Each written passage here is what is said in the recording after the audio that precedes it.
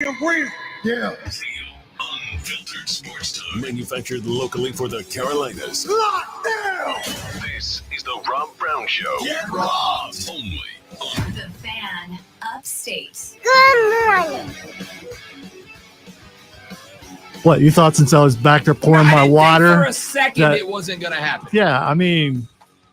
There wasn't a doubt in my brain that was going to happen. You just need to be faster. I don't think you can start a show without hitting that button now. Not because it's great radio, but because it aggravates the crap out of me. Isn't it a good morning, though? It's opening day. You were all excited about it yesterday. I'm just trying to get you ready to go. Look at I mean, your giddy is down. You need to get your giddy up. I'm done. Wait. Good night. Oh. Ladies, gentlemen, boys, girls, children of all ages, welcome in. Hello, hi. How do you do? Great to see you. Hope everybody's well. Hope you're having a lovely day. My dudes, my dudettes, my amigos, my amigas. Happy opening day, baby. Happy Major League Baseball opening day. It is a day that we have all been waiting for. That'll be great, man. It is a day that we have all been excited about. Yes! It is a day that we have all been looking forward to on the calendar. Oh, yeah! It is a day that we are all fired up.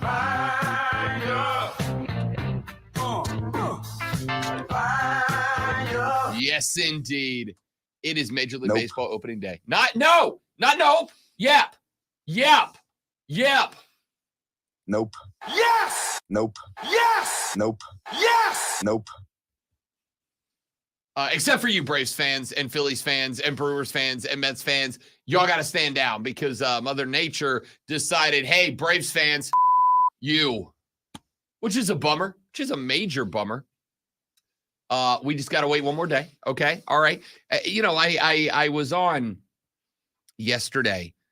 I was on with PJ Glasser on You Better You Bet on the BetQL network. Name drop. And PJ was like, Rob Brown, you fired up for opening day? And I said, Yes! Does he call you Rob Brown? Everybody calls me Rob Brown. Okay, That's just my name. I didn't know if on national radio they also call you Rob Brown. Do you know why I put Rob Brown on the back of all my jerseys? Because that's what people call me. Okay. I just go Brown if that was not it. I couldn't walk into places if I put what people call me on the back of my jersey. So, Hey! I answer to so many things. It's weird. So, yesterday, Mother Nature said, bleep you Braves fans, and decided to rain across the entire northeastern Atlantic seaboard of the United States. So all of the games in that direction, and all by all, I mean both Philly hosting Atlanta, the Brew Crew visiting the Mets. Those two games are off for now. They are postponed until tomorrow. Tomorrow, I love you tomorrow. It's like if you went on Christmas Eve and said to your dear sweet spawn, hey, you jacked up about Santa coming tomorrow? Too bad. It's the day after that. You got to wait one more day. That's where I am right now. All right. I'm not being that guy. Every time I say I'm not being that guy, obviously I'm probably being that guy. But why does baseball not played in the rain? It didn't work. You're just trying to find a spot. Why is baseball not played in the rain? Because it's hard to hit, catch, and throw a wet baseball. Is it? Is that the reason? Yeah. It sounds like you're guessing. Yeah. I'm telling you, I'm a former, not major league, but former baseball player. The certainty there is just I don't hear it. They will play baseball in a light rain. They won't play baseball in lightning. Obviously, you don't play anything in lightning. That's the dumbest thing. They did it in the natural, and that's like historically accurate, right? Yes, it is.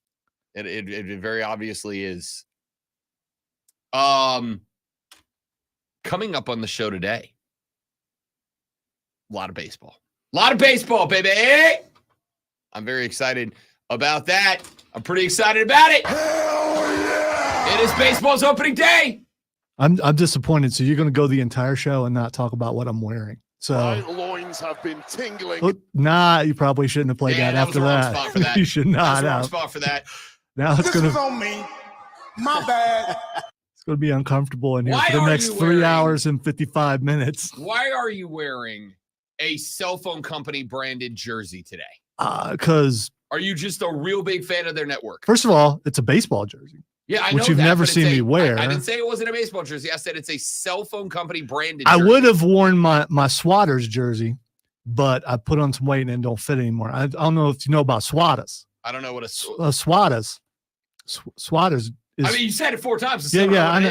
know. I know. It's from Fallout 4, Okay. and because it's based in Boston, and I don't know if you got that far in the game, but you go to what's the name of their baseball park? Fenway Pack. Well, much of the game is centered there. At Fenway Pack. There's a community in there, and one of the guys Baston? sells baseball bats, and he sells baseballs, and he sells mitts, but it's like so many 100 years in the future, so he doesn't really know what baseball is. So he describes how they would go out and beat people up with the bats and things like that. And I got a Swatters jersey, and it's pretty sweet. This particular jersey. Did you wear a baseball jersey just for me? No, I did it to troll baseball people. Oh. This jersey I got for free. Diddy got this for me. Not the Diddy that's on the run. Not that. No. We don't. Not that we do Diddy. not know that Diddy. Yes. We do not endorse that Diddy. Never we even have been never to- communicated with that Diddy. I've barely heard any of his Our music. Diddy's a good guy. Yeah, Mike Venditti, who was. So does he have to change now? Do we have to start calling him Venditti? I don't know. I feel like maybe we do. So during one of Mark Ryan's hiatuses, he was gone for a while. I think this one was for the gallbladder. Diddy was filling in a bunch, and he did something. And I can't remember what he did, but he got them to send us jerseys. And so you wore your baseball jersey Yeah. because you're very excited about baseball. Exactly. And I'm wielding Lucille, which is the only real, kind of baseball bat that I would. So this is like a really huge deal. I never played baseball because all the baseball players were snobs, preppies, and punks. Maybe, Lonzo, you should have just taken some time to get to know him. It had to do with social. I was poor, and the poor people didn't play baseball. All Lonzo's sports had to do with beating people up. That's what it comes down to. Oh, I like violence.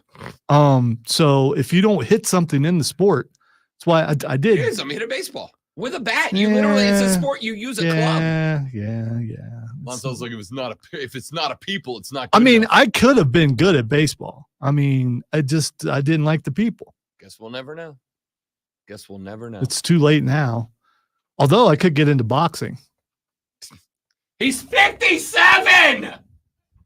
He did say the other day, if you think I signed this contract for money, you don't know me. He said, I can't wait to shut him up. Like, for the record, that's exactly what I'd say if I was trying to get people to buy a fight for money. He's also an actor now and He is. he's done one-man shows and things. He is. I mean, I'm not saying His he's role in The Hangover is still one of the greatest cameos of any movie ever. I can feel it. Wait. Here This is comes my the best favorite part. So good. All right, kids, we gotta. So don't you hope someone else loses a tooth when he gets punched by Yes. We have got. but a you'll lot to never get know into. because you won't watch it. No, I won't. You know how I'll watch it? If I come in here on Monday and you go, Jake Paul's head spun all the way around. Mike hit him so hard that he looked ahead and then he looked 180 degrees behind him and then he looked back ahead because his head spun in a whole circle. That's when I'll go back and watch it. Like an owl. Yes. So, coming up on the radio broadcast today, we're going to get into baseball divisional championship projections. Yes, it's not an option. Yes! I'm not asking you if you want to do that, Lonzo. This is one of the rare days where Rob Brown is going to bringeth the hammer down. We're talking baseball today. It's baseball season, officially. I'm just here to look pretty, which you can see on stream, Facebook, YouTube, Twitch, and the X. It's baseball season. All right, we're talking baseball. The 3-segment-a-week rule has officially expired. That part of your lives is over. And as the water boy once said, You will listen to every damn word I have to say. so strap in. It's baseball day in America. America. I don't think that was from that particular movie. It wasn't. That's from The Wedding Singer. Yeah. Personal file. He was giving them the business. So we're going to get into baseball. But not only baseball. It's not only baseball because the Carolina Panthers have signed a big name player. Former Baltimore Raven, former South Carolina Gamecock, Jadeveon Clowney is a big cat now. He's former of several different teams. Yeah, He he's just went- former 4 teams in the last 5 years. But you know what else he is former? He is former 9.5 sacks for the Ravens last year, which, if you're keeping track in the Rob Brown Show Home Edition, is statistically true. More sacks than Brian Burns had last year. And you're catching him on a 2-year, $20 million deal, which is $10 million a year. Actually, it's technically about 5 over the course of the lifespan. A season, but that is less money than Brian Burns wanted for more sacks than Brian Burns produced. And oh, by the way, not only do you get him, but you get him and K'Lavon Chaisson and about 3 other players all collectively for what you were going to want to pay Brian Burns. I'm a silver lining guy. I, on this show, am the eternal optimist. I am the one that is always optimist on this show. The Panthers are in a good spot. By the way, you're mentioning the sacks, but and I don't think they keep track of how much someone is in the backfield. And his entire career in the NFL, whether he's getting a sack or not, he's back there in the quarterback's face. He's a disruptor, bro. Very much. He's a disruptor. And what he does is he frees up other people. If he doesn't get to them, they've got to account for whoever's on the other side. Yeah. He's a disruptor. And that is, I think, something Carolina needs right now. They need a disruptor who's a sack threat. And you get both of those things with Jadeveon Clowney. He eats up blocks or he gets to the QB, one or the other. Even at 31 years old, the guy is still playing good ball. I mean, he's not Jadeveon Clowney from 5-6 years ago, but he's still a good player. And I think with all the drama that he's been through, whether it was in Cleveland, with the Myles Garrett comments, or with Baltimore last year where he signed like the day before training camp in the fall. There's been some drama around Jadeveon Clowney, but I saw an interview yesterday where he laid out the reasons that he decided to come to Carolina, he and his wife, and it's like, damn, that's well thought out. Like that's a real good set of reasons. You know, there's another reason, and I'm sure he hasn't mentioned it, but he has to be thinking about it. Which division in the NFL has the least mobile quarterbacks? Yeah, the NFC South's in that. I got to think in that competition. I'm just thinking about that just now. Honestly, the only mobile quarterbacks in the game. I would not say Derek Carr's mobile. I would say he's slippery, but not mobile. Kirk Cousins is a statue, but a good throwing statue, but a statue.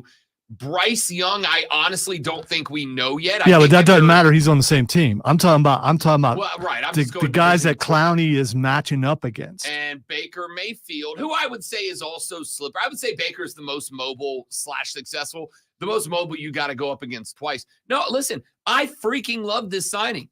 I do. I love this signing. I got on the Carolina subreddit yesterday after this whole thing went through, just because I was very, very curious about the reaction from Panthers fans. And I know that many of you won't understand this reference, but the handful of you that do and love the memes will. Dan Morgan got hit with the laser eyes yesterday.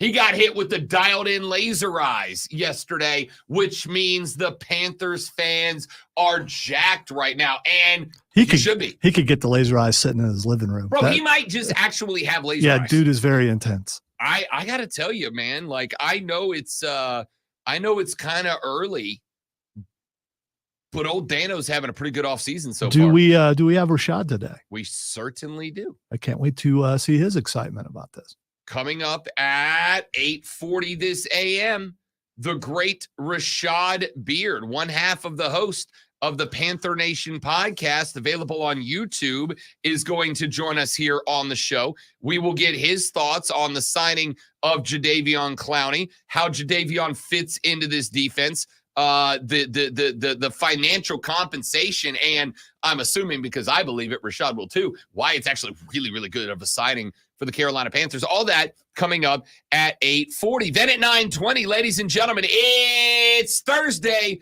and you know what that means. Time for Fight Club with the great one, Lonzo, and there is no shortage of stuff to get to in the Fight Club today. It is the penultimate Fight Club before WrestleMania next weekend. We also have AEW going down with some real interesting stuff. We have got NXT, which is picked up, but I'm going to be straight up honest with you. I could spend the entire segment talking about Cody and The Rock closing out Raw. And by the way, really big contract news yesterday. Ooh, I don't even know what that is. Which means you'll have to wait for Fight Club. 9:20. Unless you go looking it up. Unless you go look it up. Don't do that. Don't spoil it. Well, you can. I was talking about you. Oh, I'm not going to. Okay. I don't want to know at this point. I want to be surprised. I want to pop. It's a big pop. I don't know that you will. Why would you take that away from me? Why wouldn't you let it roast for 3 hours and then disappoint what's me? the opposite of a pop? Apathy. Okay. The opposite of love is not hate. The opposite of love is apathy. All right, we got to take a break. We'll come back here in just a moment from right now. My friends, my family, my coworkers, my colleagues, my comrades in arms, it is Major League Baseball's opening day. So what do we need to do today? I'm glad you asked. I don't particularly care what Lonzo has to say. Yes! Nope. Yes! Nope. Yes! When we come back, we begin our trip through the Major League Baseball preseason's predictions, prognostications, and projections. We start looking at division winners. We start looking at postseason winners. We start looking at individual award winners. Oh, yeah! We talk baseball when we come back That'll be great, man. on the Rob Brown Show in the Fan Upstate. You know who that is? That would be great, It's man. the Rob Brown Show on the Sound Fan. like a country Upstate. singer. It's not a country singer. Football player. That is Xavier News Talk Leggett. 98.9 WO. Oh, yeah, I heard his accent. Dude, it's wild. No, I saw the headline saying his accent was, but I never actually listened to it. Big So country. Sunny and 71. Sounds like he's from Pickens County.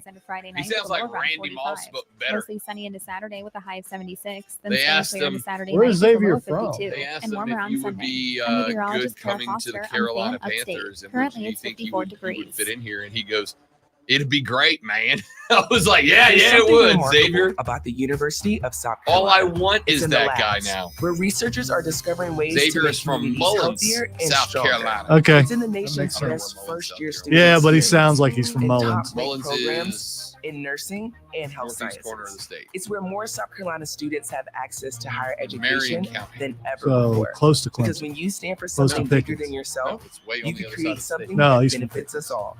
Behold, I've just the decided remarkable Mullins and Pickens SC are the Comic same Con place. is Oh, we're back coming to and that bigger too, than Zach. ever, Don't April you 6th worry. and So he's up 7th near at the Dark Google Dark Convention Corner? Center, featuring artists and stars No, isn't like Dark William Corner around here? Shatner, Captain Kirk, Oh. Jim Lee from X-Men and Batman, Kate Flannery from The Office, Oh, Power look at Rangers, this. wrestlers, anime Oh, that's the stars, and opposite more. side. Tons That's the- of vendors with No, you thousands said of the. comics, I games, and toys. thought you said Tickets west. are $30 My bad. Saturday, My 25 bad. Sunday, and Okay. only $40 for the All right. entire weekend. Kids 12 and under are No, you free. don't. For more details, go to sccomiccon.com or find us on Facebook and Instagram.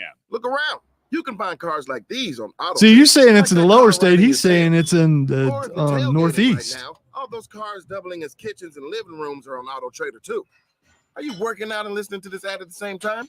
Well, multitasking pro, cars like the ones in the gym parking lot are for sale on Auto Trader. New cars, used cars, electric cars, maybe even flying cars. Okay, no flying cars, but as soon as they get invented, they'll be on It's Auto not Trader. though. Just you wait. No, it's not. Auto Trader. It's not where you're saying At it Target, is. count on our great deals. No, just dude, in I'm looking time at the for map. Easter. It's Save $5 when you spend $30 on toys Yeah, with Target well, Circle, so you can fill their yeah, baskets well, with fun. maybe like it cuddly is. stuffed I don't animals know. or 50-piece sidewalk chalk, all for only No, $5. no, it's not. Add an It's Easter down. chocolate It's phase down. at It's near BOGO 50% Florence. off, from It's Cadbury close to. Reese's mini eggs It's and close more. to Myrtle And get Beach. great Yeah, family picks with new Easter yeah, looks. that's what I'm It's saying. easy with 20% Well, off dresses, polos, the and more. stream beg to differ, and so I went and looked. Zach says it's lower state. Sponsored by And now, Casino.com. not where you pointed. That's not lower state. Online social casino Lower state does not mean the lower Get part of ready the to state. It live means the Yeah, the whole Chumba Atlantic life seaboard. and play It does over not. 100 online It casino does not. games Lower state free at means lower state. ChumbaCasino.com. No, it doesn't. No purchase necessary. VGW Okay. Group prohibited by law. See terms and conditions. 18+. March is here, and so is the madness. I'm looking at it now, and there's Florence, there's Marion, there's Mullins, Daggum, Tabor City, Giants Ferry, Miner, Loris, North Myrtle. Yeah, but come on, don't do it with the high school sports thing, because that's like, that's all over the place. This is the Rob Brown Show with Lonzo. Mornings on the Fan, Upstate. Yeah, it's right here. It's not lower state. I mean, it is lower state, but it's not. It's not where you said it was. Yes, I did. Here, literally, there's the border of North Carolina right there. It's like 20 miles from the border of North Carolina. Which would make it not lower state. North Carolina? All right, we're having a discussion debate here in the studio. If you're not watching on the stream, you should, because we have these kinds of stuff. We have these kind of discussions on the stream, and sometimes they come with helpful and handy visual aids, and now is one of those times. So we were talking during the break about That'll be great, man. that clip, which is from South Carolina wide receiver and potentially soon-to-be Carolina Panther wide receiver Xavier Legette. Xavier Legette is from Mullins, South Carolina. So we were looking up where Mullins, South Carolina is. Mullins, South Carolina is next to Marion, South Carolina. It's due south of Dillon, South Carolina. It is just northwest of Ketchup Town, South Carolina. Yeah, is that catsup or ketchup? No, it's Ketchup. Okay, just curious. It's definitely spelled Ketchup Town. Looks like it's South Carolina. It's above Columbia though, so you can't be lower state and be in the middle of the state. It is not. So here's the debate we're having. When we say upstate, mid-state, and lower state, It's Midlands. Come on. How long have you lived here? 4 years, not long enough. Upstate, Midlands, and lower state. I have been working on the assumption that these are not like directly vertical levels of the state, right? Like Bennettsville is not upstate because it's in the top of the state. The upstate is like a diagonal line that goes from the North Carolina border, covers this area, and kind of runs like diagonal. All right, I just have a question. Is Florence lower state or Midlands? Florence, I would say that's past Columbia. That's down by Charleston. That's lower state. No, it's not. Charleston is way down there. Right. Charleston's lower state. But all right. So here's the question. Let me get this all the way out. And then we'll have our By the discussion. way, obviously, neither one of us are from here. So, but I've lived here half my life. That doesn't mean anything because I am I'm challenged when it comes to maps. All right. But all of you listening are from here probably. So let me throw the debate, the discussion we're having out now. Okay. The discussion, the debate we're having is the definition of upstate, Midlands, and lower state.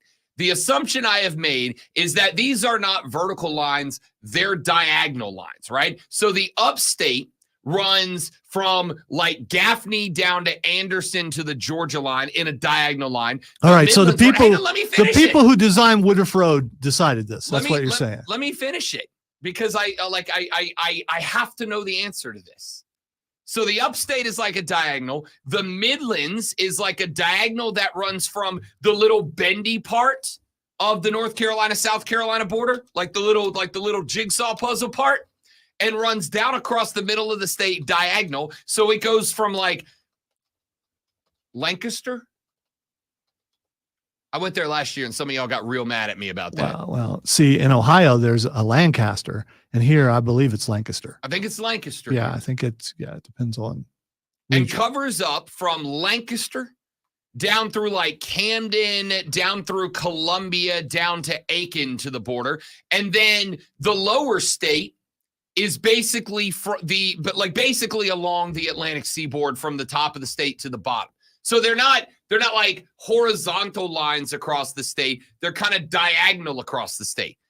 How do you guys define this? All right. According to Wikipedia, the Midlands of South Carolina consist of Calhoun, Fairfield, Kershaw, Lexington, Orangeburg, Richland, Saluda, and Sumter. Okay, I don't know where those are, though. I mean, like, I know that you got to give me city names here. Those are all counties. I know that. I don't know the county wait, names. wait. What county did you say that he's from? I don't know what county he's from. He's from Mullins. Yeah, but you said it was in Marion County. No, I said it was next to Marion, South Carolina. I have no idea what county it's in. In fact, I can tell you here. I can tell you Mullins, SC, Wikipedia, because Wikipedia is everything. It is in Marion County. Okay, it's in Marion which County. you said, by the way, because I pay attention to your every word. And according to daggum Wikipedia, I don't think that's what that is. So how do you, what is so Texas says South Carolina is divided into 4 regions: the upstate, the Midlands, the low country, and the PD region, which is great. I'm asking, define those regions for me. Spur Daddy says the Florence area and next to Myrtle Beach is called the PD region. Which would be where Mullins would be. Yeah, that's what Spur Daddy's hit me with this morning. Which would not be lower state. Okay, so it's not the seaboard of South Carolina, which would be the East Coast, and the upper East Coast is not lower. My map just took me all the way to Delaware. I don't care about Delaware. All right, nobody's ever cared about Delaware. Yeah, a lot of us don't care about Delaware, but anyway. I don't think anybody in Delaware cares about Delaware. All right, so if I asked you guys to define what those regions are, what would they look like? There's my dumb question. As was suggested earlier, we should call up the South Carolina High School Association and have them define to us what. That's actually a good idea. We should just look. That's how we define regions in the South. Where are your high schools? You know what we should do? Let's call Cole. Let's see if he's up. That's 6:27. The lazy ass needs to be up out of bed by now. Let's get Cole up. Get out of bed, Cole. Born and raised in this area, I'm sure he would know exactly where all that is. Hey, Cole, are you awake yet? Hell no. What kind of questions that? All right. You want me to text him and ask him? Yeah, I do. Okay. Yes, I do. I want you to text him right now. I'll be like, you up? No, I'm just going to text him and ask him his Mullins. You up? Fine, I'll do that. Just text him, you up? I'm going to do it. I'm See going what he says. to use the letter U also. All right, let's get No, wait a minute. I'm not doing that because that sounds like I'm asking for a booty call. So I'm not. Why do you think I told you to send it? Yeah, like that? yeah. No, you almost got me. I'm not doing that. Let's get some baseball in here. Let's just jump right in and talk about the NL East and You're My Hour Atlanta Braves, as today is not opening day for the Atlanta Braves today. Yesterday I sat in, as I mentioned, I sat in with PJ Glasser on You Better You Bet on the BetQL network and had some baseball talk with him. And we were going through the odds for divisional winners. And I found this kind of interesting. We looked at the odds for the NL East. The odds for the Atlanta Braves to win the NL East are minus 275.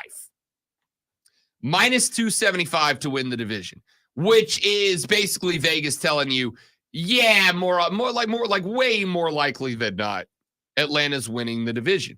So PJ said, all right, well, maybe there's a better bet. One of the things that you can bet on is how the division finishes 1-2, the projected order of first and second place in the division. Because I think the majority of us think the Philadelphia, add a parlay, you get the combined odds of the two bets, and you usually get a little bit of extra juice in there because you're taking a risk because you need two things to go right, and it's hard enough to get one thing to go right. So with these two, with these two both being minus 275, Braves to win the division outright and Braves Phillies to finish 1-2, that's Vegas just telling you this is how this division's going to finish. Now, in sports, rarely is Vegas going to be so heavy-handed with a pick. In sports, very rarely is Vegas going to list odds like that because they're effectively making a guarantee, right? They're effectively making a guarantee, and they don't like to do that. They want to get 50% of the money on one side, and they want to get 50% of the money on the other side. That's always the game plan. Get 50% of the money on both sides. So that way they win either way with that minus 110 style number. If there's a number like 270, what they're basically doing is they're trying to get most of you not to bet on it. Because you're going to look and you go minus 270. That means you've got to bet $270 to win 100. You got to bet $27 to win 10. So if anything goes squirrely and that bet doesn't hit, right? Like Atlanta loses in one chaotic bus accident, Acuna and Albies and Olsen and Murphy and whoever else, Ozuna, all get hurt and they all have to miss 3 months of the season. You're not going to make that bet, or at least you're less likely to make that bet, because if anything goes wrong, you got to bet a lot more to win the normal amount you're accustomed to. So Vegas doesn't do that. Them going minus 270 is effectively, at least as far as the division winner goes, a guarantee that you're going to win. So for them to go Phillies and Braves combined to finish 1-2 at minus 270 tells you that's what's going to happen. It's not a question mark here. That's what's going to happen. So the question mark for Atlanta, to me, is not will they win the division. The question mark is when they win the division, who do they get in the opening of the divisional round of the playoffs? And who would be most likely to eliminate Atlanta in the opening round of the playoff? Right now, Philly seems to be the answer again. As we mentioned a couple times, Philadelphia is a team that's built for the playoffs. Philadelphia has put together a slugging unit that if they get white hot going into the playoffs, whoever catches them first is going to be in a lot of trouble.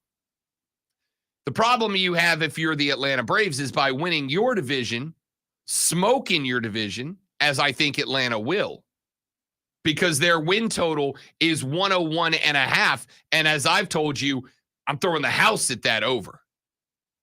I'm betting everything on that over. So if you go with that 101.5, that means the Phillies are going to take a bunch of L's to Atlanta over the course of the year. And if they do that, the likelihood that they are a further down wild card seed and therefore would travel to Atlanta in the NLDS opening salvo, that would be a problem, because this is a team in Philly built for the postseason. How do I know? Well, because the Braves have been eliminated by this team twice out of the last 2 years in the postseason, in the NLDS. And the problem you have, once again, if you are Atlanta, is that Philly, while they did not get any better, they very clearly didn't need to, at least not to beat you in the postseason. And all the guys that you were worried about coming back, guys like Bryce Harper, guys like Wheeler, guys like Nola, they all resigned. They're all back. The Braves killers are all back on this team this year. So the question, if you are the ATL, is how do we give ourselves the best possible reality where if we do catch Philly in the NLDS again, we don't have that nightmare scenario of getting bounced 3 times in 3 seasons by the Phillies. And the answer at this point to me is very simple. If you are the Braves, you have got to protect your starting pitching. And if you are the Braves, I don't care if you get to 99 wins in 120 games. You got to play through the end of the season. You have got to carry the Momo through the end of the season. It is not an option. You have got to carry the momentum into the playoffs. If you do not carry the momentum into the playoffs, the Phillies will. It is just their MO. It is what they have been doing for years now. They get white hot going into the playoffs, and then once you step up against them in the playoffs, they're on a roll, and you're trying to bounce back from being off the bye week. This is a year that, and it goes contrary to the way that most people handle this, but I think if you want different results, you've got to go through a different process.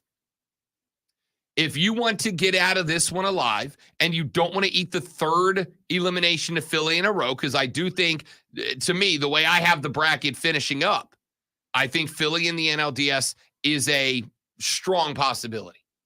If you don't want to happen again, what's happened the last 2 seasons consecutively for Atlanta, getting bounced by Philly in the NLDS, you got to play all the way through the season.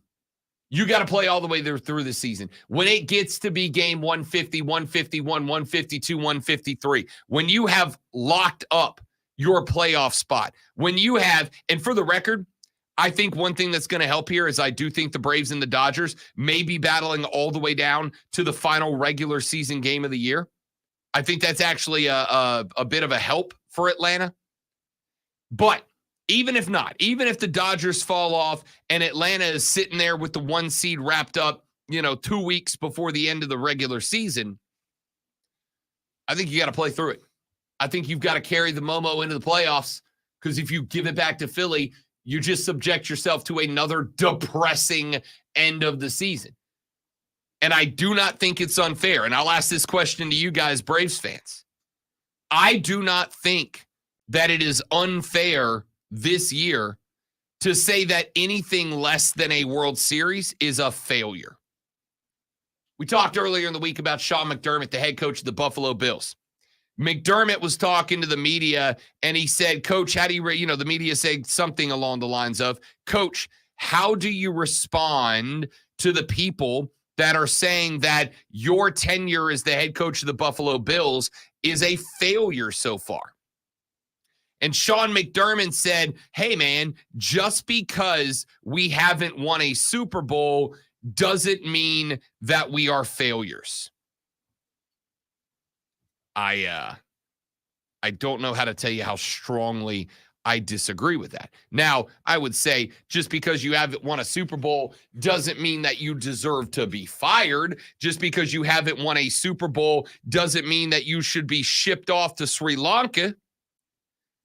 Winning a Super Bowl is hard to do, and only one team can do it. Winning a World Series is hard to do, and only one team can do it. So, winning a Super Bowl, winning a World Series, or I should say not winning a World Series, is certainly not the end of the world. It certainly doesn't make you gigantic losers. It certainly does not mean that you should be sent to the gulag.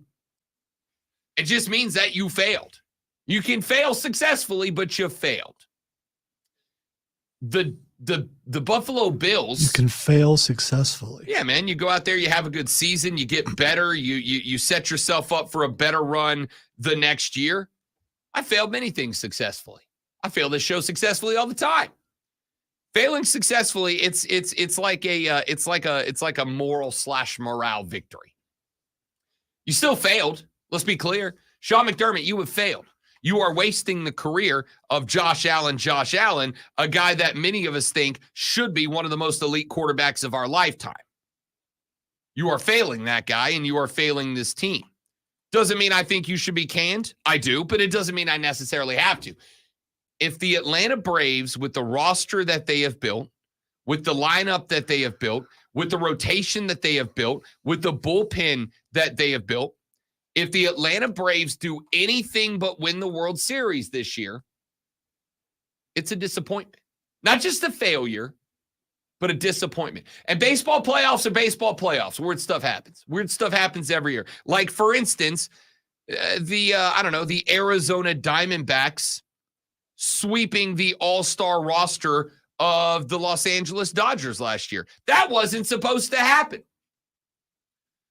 The Diamondbacks last year were like plus 275 underdogs to the Dodgers, and they swept them 4 straight. Last year was a failure for the LA Dodgers. Ain't no doubt about it. It was a failure for the LA Dodgers. I think if the Atlanta Braves don't, I would even be willing to back that down and say, make it to the World Series. Now, if they say lose to the Dodgers in 7 in the NLCS, and at that point, the Dodgers are cooking, as Russ says, okay, stinks, man. You ran up against an all-star caliber team. That makes it real hard to succeed, for sure. But they're going to be the 2 seed. You will only see them in the NLCS. And if you see them in the NLCS, you better take them to 7. But I genuinely feel the Braves are better than the Dodgers right now. And if you've listened to the show at all, you know I like to have fun talking about my teams being great, Derek Carr being a future Hall of Famer. But if you want to actually talk football, I'll tell you when my team stinks. The Saints stink. If we're honestly talking baseball, I think the Atlanta Braves 1 through 9 have the best lineup in baseball. 1 through 5 have a top 5 rotation in baseball. 1 through 6, 1 through 7, the Braves have a top 10 bullpen in baseball. Defensively, I think the Braves have the best defensive lineup in baseball. Everything is there. This team is balanced. This team is now veteran at this point, right? Like this, the last couple of years, the Braves have been talked about as, would you look at this young ball club? Would you look at all the young guys they've got out there? Would you look at all the homegrown talent that they're putting together? I don't think you can say that about this team anymore. This team won a World Series 3 years ago. This team has, in large part, been together. Even the new guys, Matt Olson, Sean Murphy, these guys have now been with the team for a year and a half. It's not a shock anymore. It's not a surprise anymore. These guys have experience. They have experience. They have chemistry. All of the things that the last couple of years that we wrote off as excuses as to why the Atlanta Braves got not once, but twice shocked by the Phillies in the postseason, those excuses are gone. Those, if you want to call them this, those reasons are gone. And if those excuses or those reasons are gone, anything less than a World Series is a failure at this point, is a failure. Let's take a break. We'll come back here in just a minute from right now. We got more baseball to talk. We got to get into the NL West. I think the NL Central might be the most interesting division in baseball this year. Not best, but I think the NL Central might be the most competitive division in baseball this year. We'll talk a little bit about the AL Beast this year. Last year, it was the AL Beast for about 3 months, and then the whole damn division just collapsed. Do we think there's any chance the Red Sox can make a run through this division? Is a young Orioles team the favorite to get it done this year?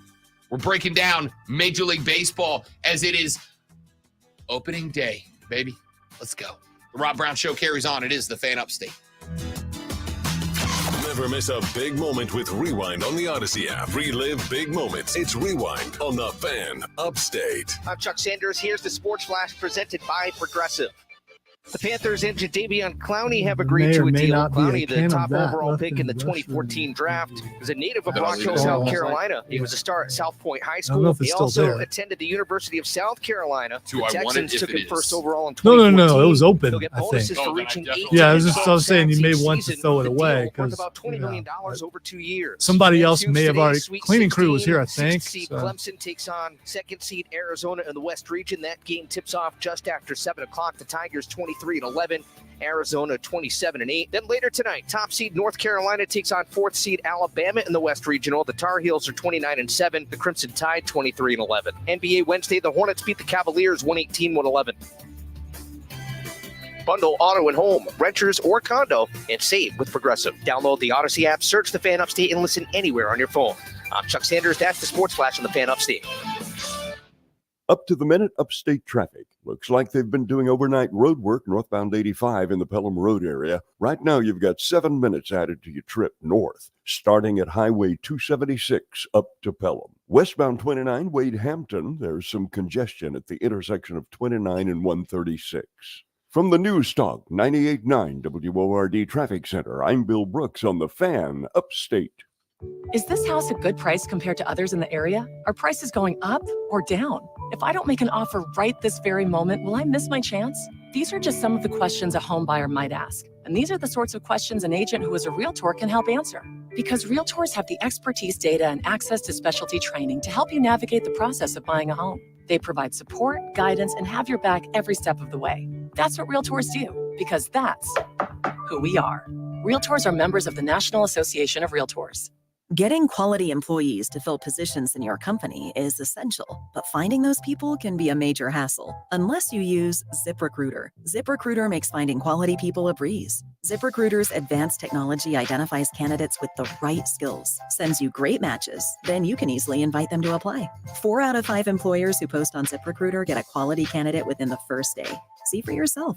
Go to ZipRecruiter.com/free to try ZipRecruiter for free. That's ZipRecruiter.com/free. Heard the catchphrase that's sweeping the nation? Jackson, Hugh, yeah. People are saying Jackson Hugh yeah to Jackson Hewitt because they love saving money on tax prep. Do you love saving money? Then switch to Jackson Hewitt today and pay less than last year. Thousands of people have already made the switch. Why haven't you? Stop waiting and start filing.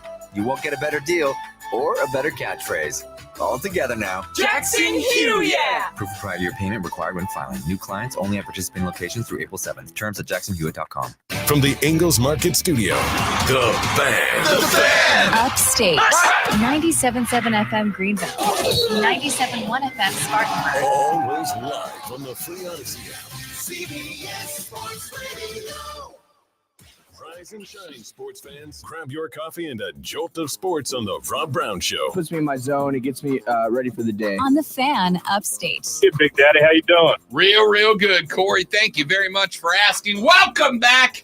Ladies and gentlemen, the Rob Brown Show rolls on. It is the Fan Upstate. Rob and Lonzo with you. Ronald Acuna Jr. is your odds-on favorite to win the National League MVP in back-to-back seasons, but will he? I don't know is the answer. Can he? Absolutely. There's a couple of things that are going to be working against Ronald Acuna Jr. this year. I think one of the things that's going to be working against Ronald Acuna Jr. is the fact that he is surrounded by all-stars. This Braves team has, I believe 7 returning all-stars this year. I said yesterday as a joke, and the more I thought about it, the more I think I'm wrong. The National League All-Star team this year is going to be comprised of one representative from every team that's not the Dodgers and the Braves, and then all the rest will be Dodgers and Braves. Really, it's going to be, there could be a point, theoretically, there could be a point in the All-Star game this year where every position on the field for the National League All-Star team is occupied by either a player from the Atlanta Braves or a player from the Los Angeles Dodgers. I truly think that's a realistic possibility. That being said, I think Ronnie is surrounded by so much talent. Last year, Ronnie and Mookie Betts, until about a month left in the season, were neck and neck for the National League MVP. Ronnie ended up breaking away and winning it when it became obvious that Ronnie was going to end up not in, but establishing the 40-70 Club, a club that he is the only member of. And I do think there's a chance that he could become a 2-time member of the 40-70 Club this year. I don't know if there's anybody else who's going to be in the mix. But there were some guys close to him last year, and I think the 40-70 Club membership is what pushed him over the edge. This year, going back to the 40-70 Club, would be obviously a huge argument for Ronnie to go back-to-back, but I don't know that it will be the definitive period on the sentence like it was last year. And even if he does, the argument's going to be out there that he is surrounded by so much talent that, of course, he's going to be made to look good. Guys on other teams that are in the Ronnie Acuna Jr. stratosphere, they're not going to get pitched to as much. They're going to be looked around. They're going to have fewer opportunities because they're not protected both before and after in the lineup. They're not in a lineup where if you don't pitch to this all-star in like all but 2 spots in the lineup, the next guy's an all-star. So I think that there's that. I think the possibility, remember last year we were having the discussion about Joker, about the big dog out in Denver getting a trio of consecutive MVP awards. And it didn't happen. They gave it to Joel Embiid, despite the fact that the overwhelming majority of us believed that for the 3rd year in a row, there was no doubt about it, Nikola Jokic was the MVP. But what were the 2 words that we heard about Nikola Jokic all the way up to the offseason? Voter fatigue, voter fatigue, voter fatigue. The voters are going to eventually get tired of logging votes for the same guy. I think it's stupid. I despise it. The MVP, when they have a clear-cut MVP, is the MVP. I don't care if they won it 60 times in a row. The MVP is the MVP. But voter fatigue is a real thing, and there is no more uptight, arrogant, obnoxious, narcissistic group of people in America than the Major League Baseball Writers Association. They're just annoying. As a baseball guy, they're just annoying. So would they have a single year of voter fatigue, a single year where they don't want to give it to the same guy because they just don't want to give it to the same guy? The third thing I think Ronnie has working against them this year, we all know that same group, Baseball Writers Association of America, is comprised largely of guys from the East Coast, specifically from the New York area. The Yankees this year have 2 guys specifically that are already in the discussion for MVP. Aaron Judge is one of them, and Juan Soto is one of them. Juan Soto was an MVP caliber player when he was with the DC Nationals. He gets sent to San Diego. He kind of gets lost in the sauce a little bit out in San Diego. I have given you my reasons why. We don't have to get too deep into it, but long and short of it is, I think San Diego was an unstructured, loosey-goosey players' funhouse that just did not have guys working together. And I get the impression, based on the limited stuff I've seen, heard, read about him, I get the impression that Juan Soto is kind of one of those guys that needs structure, that needs regulation. We've all worked with that cat in the past that when you put him under the gun, he does great work, but you got to kind of stay on top of him, right? That guy that you got to make sure he knows, hey, your deadline is 3 days. And then the next day you got to say your deadline's in 2 days. And then the next day you got to say your deadline's in a day. And you got to keep the pressure cooking on. You've got to threaten him with consequences. But once you do that, even it's annoying to do it, the guy gives you tremendous results. So good that you can't replace him. I think that's Juan Soto. What place is more regulated, more regimented than the New York freaking Yankees? There's not one. So if my theory is correct, Juan Soto is an MVP candidate. Aaron Judge, if he's able to get back to that 50 dinger mark, and remember, Aaron Judge has already said, hey, my foot's just injured now. It's just got to be injured for the rest of my career. I just live with a busted wheel now. But knowing that, you can structure around that. You know, if the Oakland A's are coming to town, you can give Aaron Judge a day off or 2 to rest that foot up. And if they can regiment that and take care of that, Aaron Judge is a 50 home run threat. He could be that. I like Ronnie. I think Ronnie could do it. There's a lot of factors going against him. The MVP of this show is obviously Lonzo. And let's continue with the baseball. Today is Major League Baseball's opening day, but not for fans of the Atlanta Braves. The Braves opener at Philly has been delayed until tomorrow due to rain in the area. Highlight games today include Yankees versus Astros, Giants at Padres, and Cardinals at Dodgers. All start at 4:10 p.m. Cubs at Rangers at 7:35, and Boston and Seattle and Colorado at Arizona at 10:10 tonight. The Panthers pass rush got better yesterday as former South Carolina Gamecock Jadeveon Clowney signed a 2-year, $20 million contract with $4 million in incentives.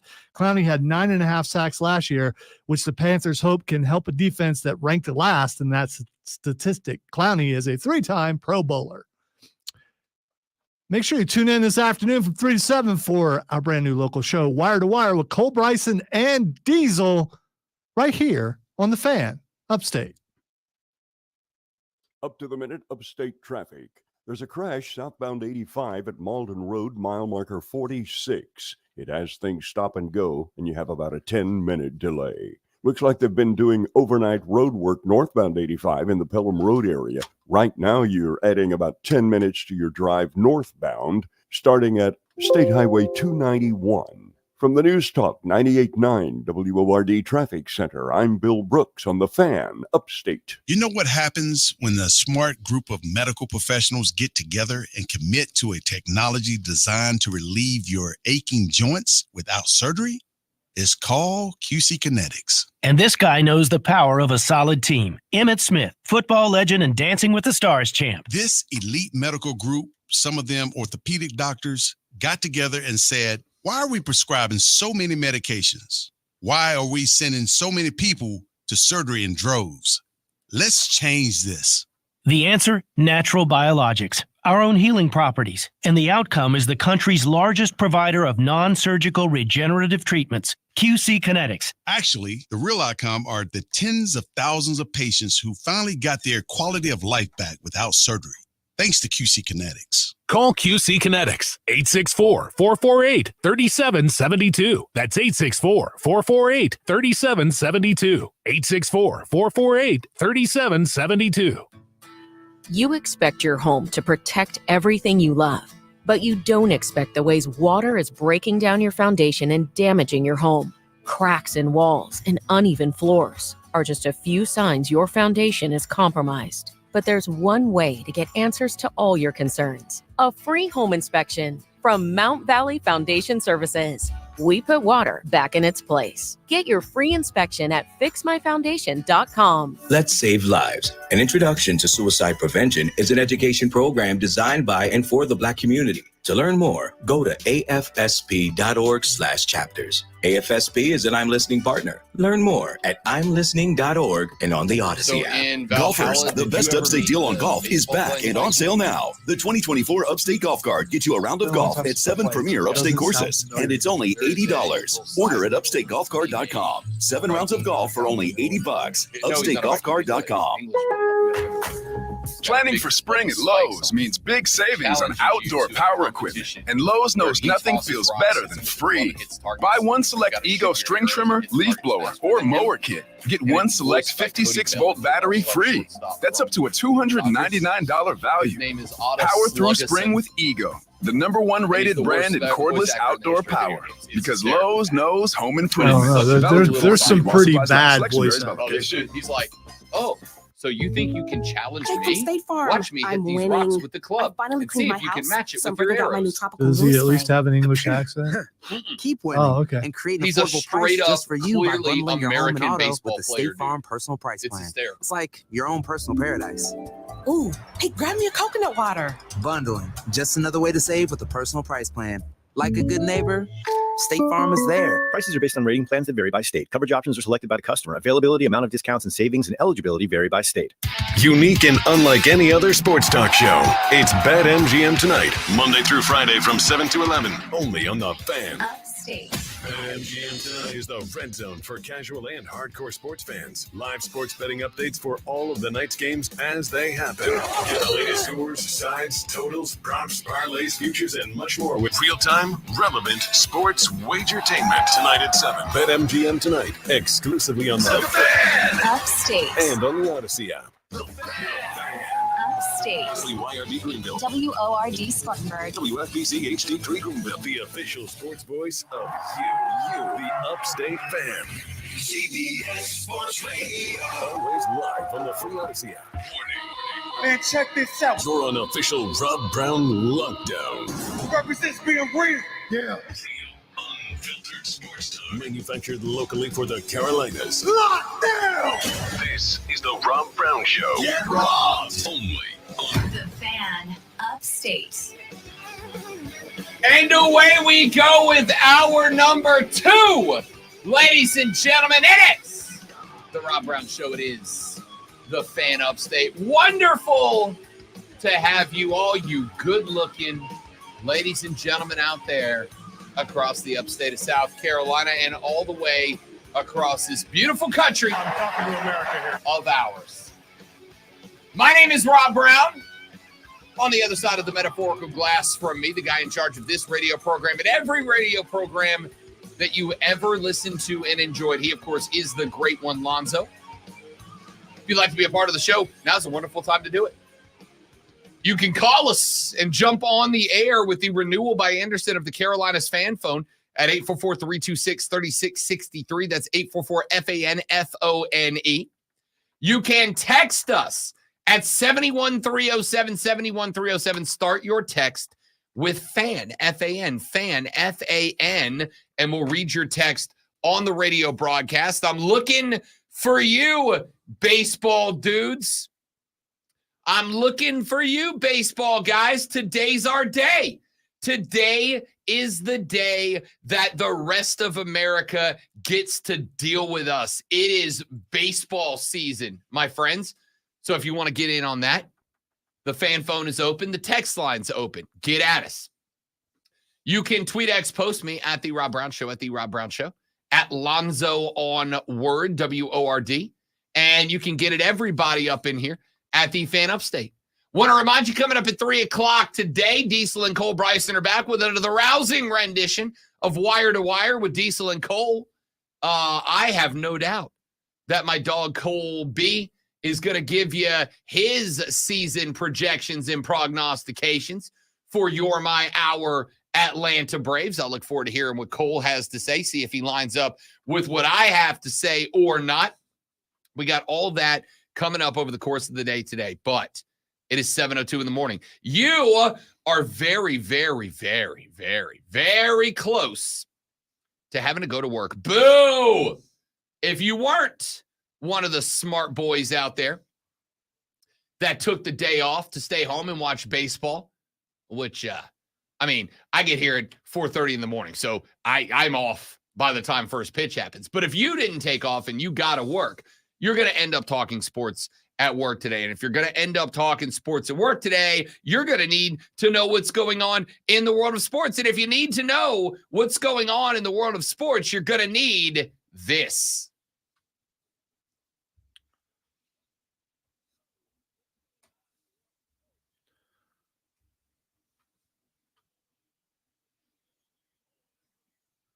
Feel me? For real. Do you feel him, sir? I do.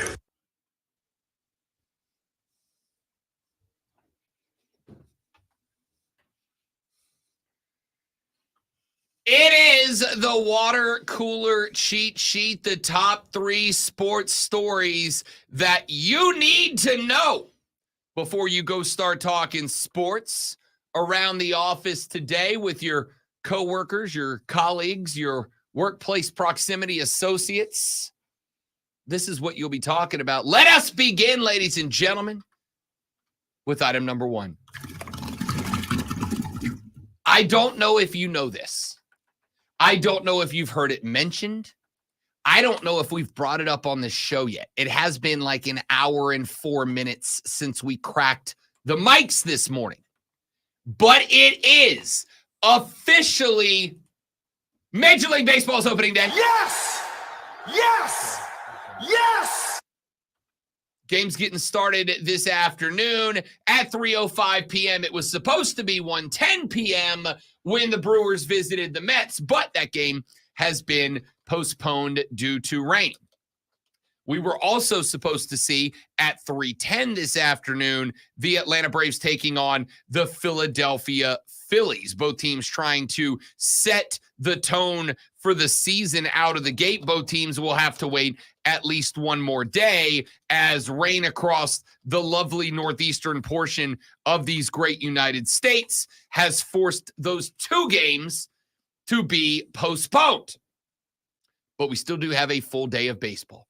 And it starts at 3:05 this afternoon when Patrick Sandoval and his LA Angels head on over to Camden Yard to take on the Baltimore Orioles, marqueed by Corbin Burnes today. Corbin Burnes gets his first start with his new team. This, of course, is going to be interesting because Mike Trout out there with his Angels. The Angels are trying to convince the world that they actually do deserve to be mentioned in the same breath with the rest of the teams out in that division. They don't, but they're trying their best to convince you. They're going to try to get a win over the upstart Orioles, a team that is one of the two favorites tied with the New York Yankees to win the American League East. That one's at 3:05. First game, first pitch of opening day. We got the Tigers and the White Sox going today at 4:10. At 4:10, the Twins and the Royals, same time for what I think is one of the more intriguing games of the day. Nasty Nestor Cortez leads his New York Yankees into battle as they take on Cy Young candidate Framber Valdez and his Houston Astros. This one is going to be down in H-Town in Rocket City, USA. Houston hosting the Yankees at 4:10. Same time, Pittsburgh at Miami. San Francisco at San Diego. Interesting pitching matchup here. Logan Webb is expected to help the Giants make some noise out in the NL West. The Giants are a team that I do think has the capability, not that they will, but has the capability to potentially be one of the teams that sneaks in to that last wild card spot when the season comes to its conclusion. But they're going to need Logan Webb to be good this year. He gets his first crack at it today at 4:10 when they travel to San Diego to take on Yu Darvish and his Padres. Of course, Yu Darvish already has a start under his belt. He was one of the pitchers that went for the Padres in the Seoul series against the LA Dodgers last week. St. Louis is at LA. That would be the Redbirds taking on the Dodgers. Miles Mikolas taking on Tyler Glasnow. Glasnow is a guy that the Dodgers want to be able to lean on. He's also a guy who has spent his entire career playing for small market teams, off the radar, not under the microscope.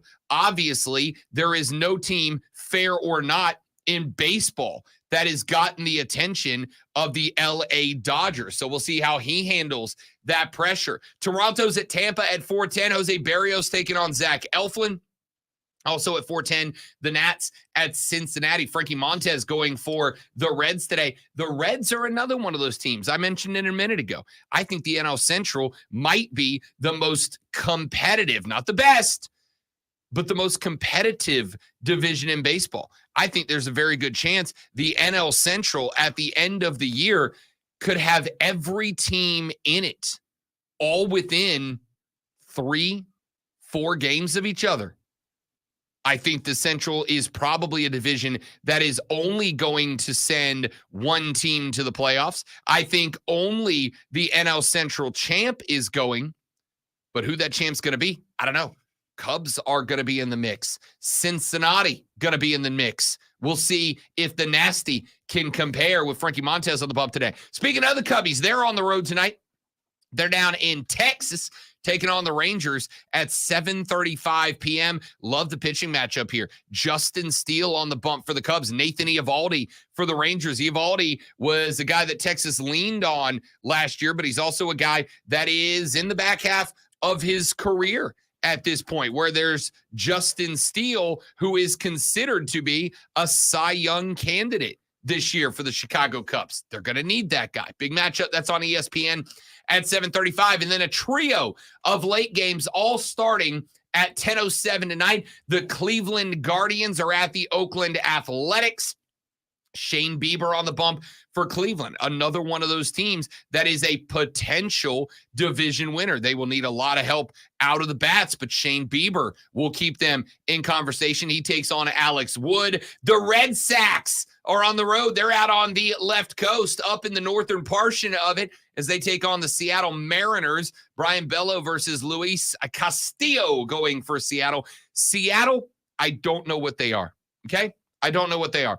I don't know if they're going to be good. I don't know if they're going to be a disappointment.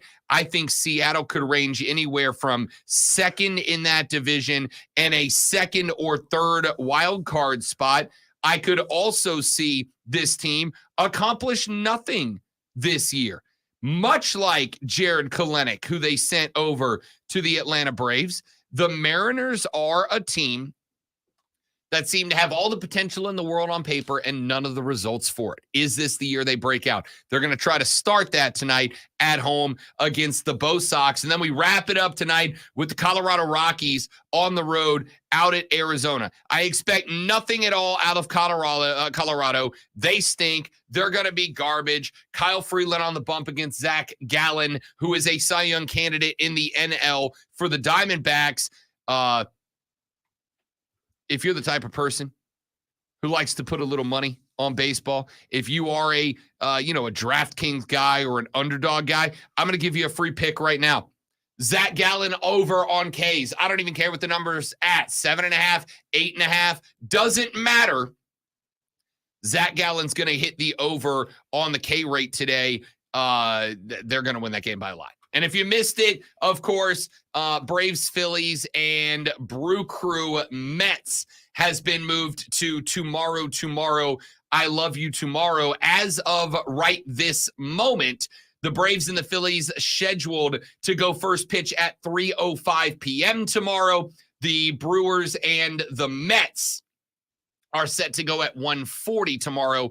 Spencer Strider versus Zach Wheeler in that opening game for the Braves and the Phillies should be a spectacular matchup. Let us move on to item number 2.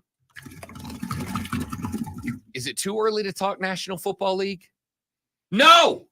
You know why it's not too early to talk National Football League? Because on the Rob Brown Show, my friends, there ain't no off season.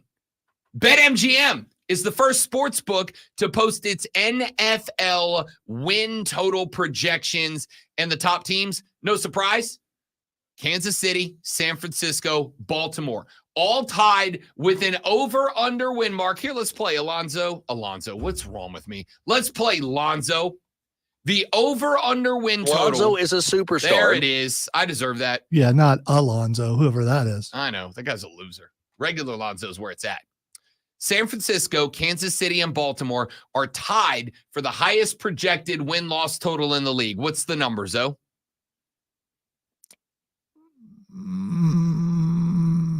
14-2? 11.5. The highest projected win total in the NFL right now is 11.5. That's it? Only 11. Tell me right now that we're not going to go all in on the Chiefs, Niners, and Ravens over 11.5 wins. That's layup, right? At least 2 of those 3 are hitting. I mean, yes, if Patrick or Lamar or Brock Purdy were to go down, maybe that win total changes. But like 2 out of those 3 are finished 11.5. That's unbelievable. Here's some other numbers for you. Let's play along, Lonzo, real quick. We'll run through these. Arizona, 6.5. Over, under. Under. Atlanta, 9.5. I hate that number. That's all over. Ooh, I don't know. I'm still going to go under because it's going with the average from the last, 5 or 6 years? Has been 9. 9 will win you that division, it looks like. I'm going to go over just by 1, though. I'm going to go Atlanta gets to 10. Baltimore, 11.5. Over. That's a layup. That's an over. Buffalo, 10.5. I'm going to go under on that. Are you really? Yeah, but because I don't like Buffalo. They should have moved that to 11.5. I'm going to go over with the 10.5. Carolina, 4.5. I can't. I'm going over. I mean, as Negative as I've been. Take off the fan hat. I can't. It's your job, Lonzo. Take off. It's not. It's not my job. job. My job is to push buttons. I can't take my fan hat off. No. I actually will go over. I think they can get to 5. Chicago 8.5, Cincinnati 10.5, Cleveland 8.5, Dallas 10.5, Denver 5.5. I might bet the under on that, to be honest with you. Detroit 10.5, Green Bay 9.5, Houston 9.5, Indy 8.5, Jacksonville 8.5, Kansas City, as mentioned, 11.5, Las Vegas 6.5. The Chargers, 8.5. Same with the Rams. The Dolphins, 9.5. The Vikings, 6.5. The Patriots, 5.5. The Saints, 7.5. The Giants, Wait. 6.5. You're just going to go past your team? The Saints at 7.5? I'll take the over, but like by half. Like I think they get to 8. They get to 8. With that Hall of Fame quarterback? That's it? They get to 8. He will drag the carcass of Dennis Allen to 8 and 9. Giants, 6.5. Jets, 9.5. If he plays more than a couple plays, they should be pretty good. And they've added more pieces. I like that Aaron Rodgers has made it to a point in his career where Lonzo just refers to him as he. If he plays. If you mention Jets and you say he, everyone knows who I'm talking about. Sauce Gardner! Exactly. Heart and soul of the team. Eagles 10.5, Steelers 7.5, Niners 11.5, Seahawks 7.5, Tampa 7.5, Tennessee 6.5, Washington Commanders 6.5. There's your over/under win totals from BetMGM. Any jump off the page at you? Yeah, I don't know that the Eagles are going to be that good this year. Jason Kelsey, heart and soul of that team. I mean, he's been the center there for a very long time. Like 50 years. At least. They're still going to be good. And Saquon's in the mix. Offensive line is very important. I don't disagree. And not just him being the anchor of the thing, but being the quarterback of the line. I'm going to be interested to see what happens with that. I'll tell you this. I will take the over on that team if Saquon Barkley stays healthy all year. But you got to gamble on it, right? So there's your over/under win totals. Let's get to item number 3 before we run to a break. I don't know how I feel about this. There's part of me that's like, take it. There's part of me that's like, don't take it. You have a responsibility to the game. Ice Cube got into the news yesterday. How appropriate. Damn! Ice Cube got into the mix yesterday.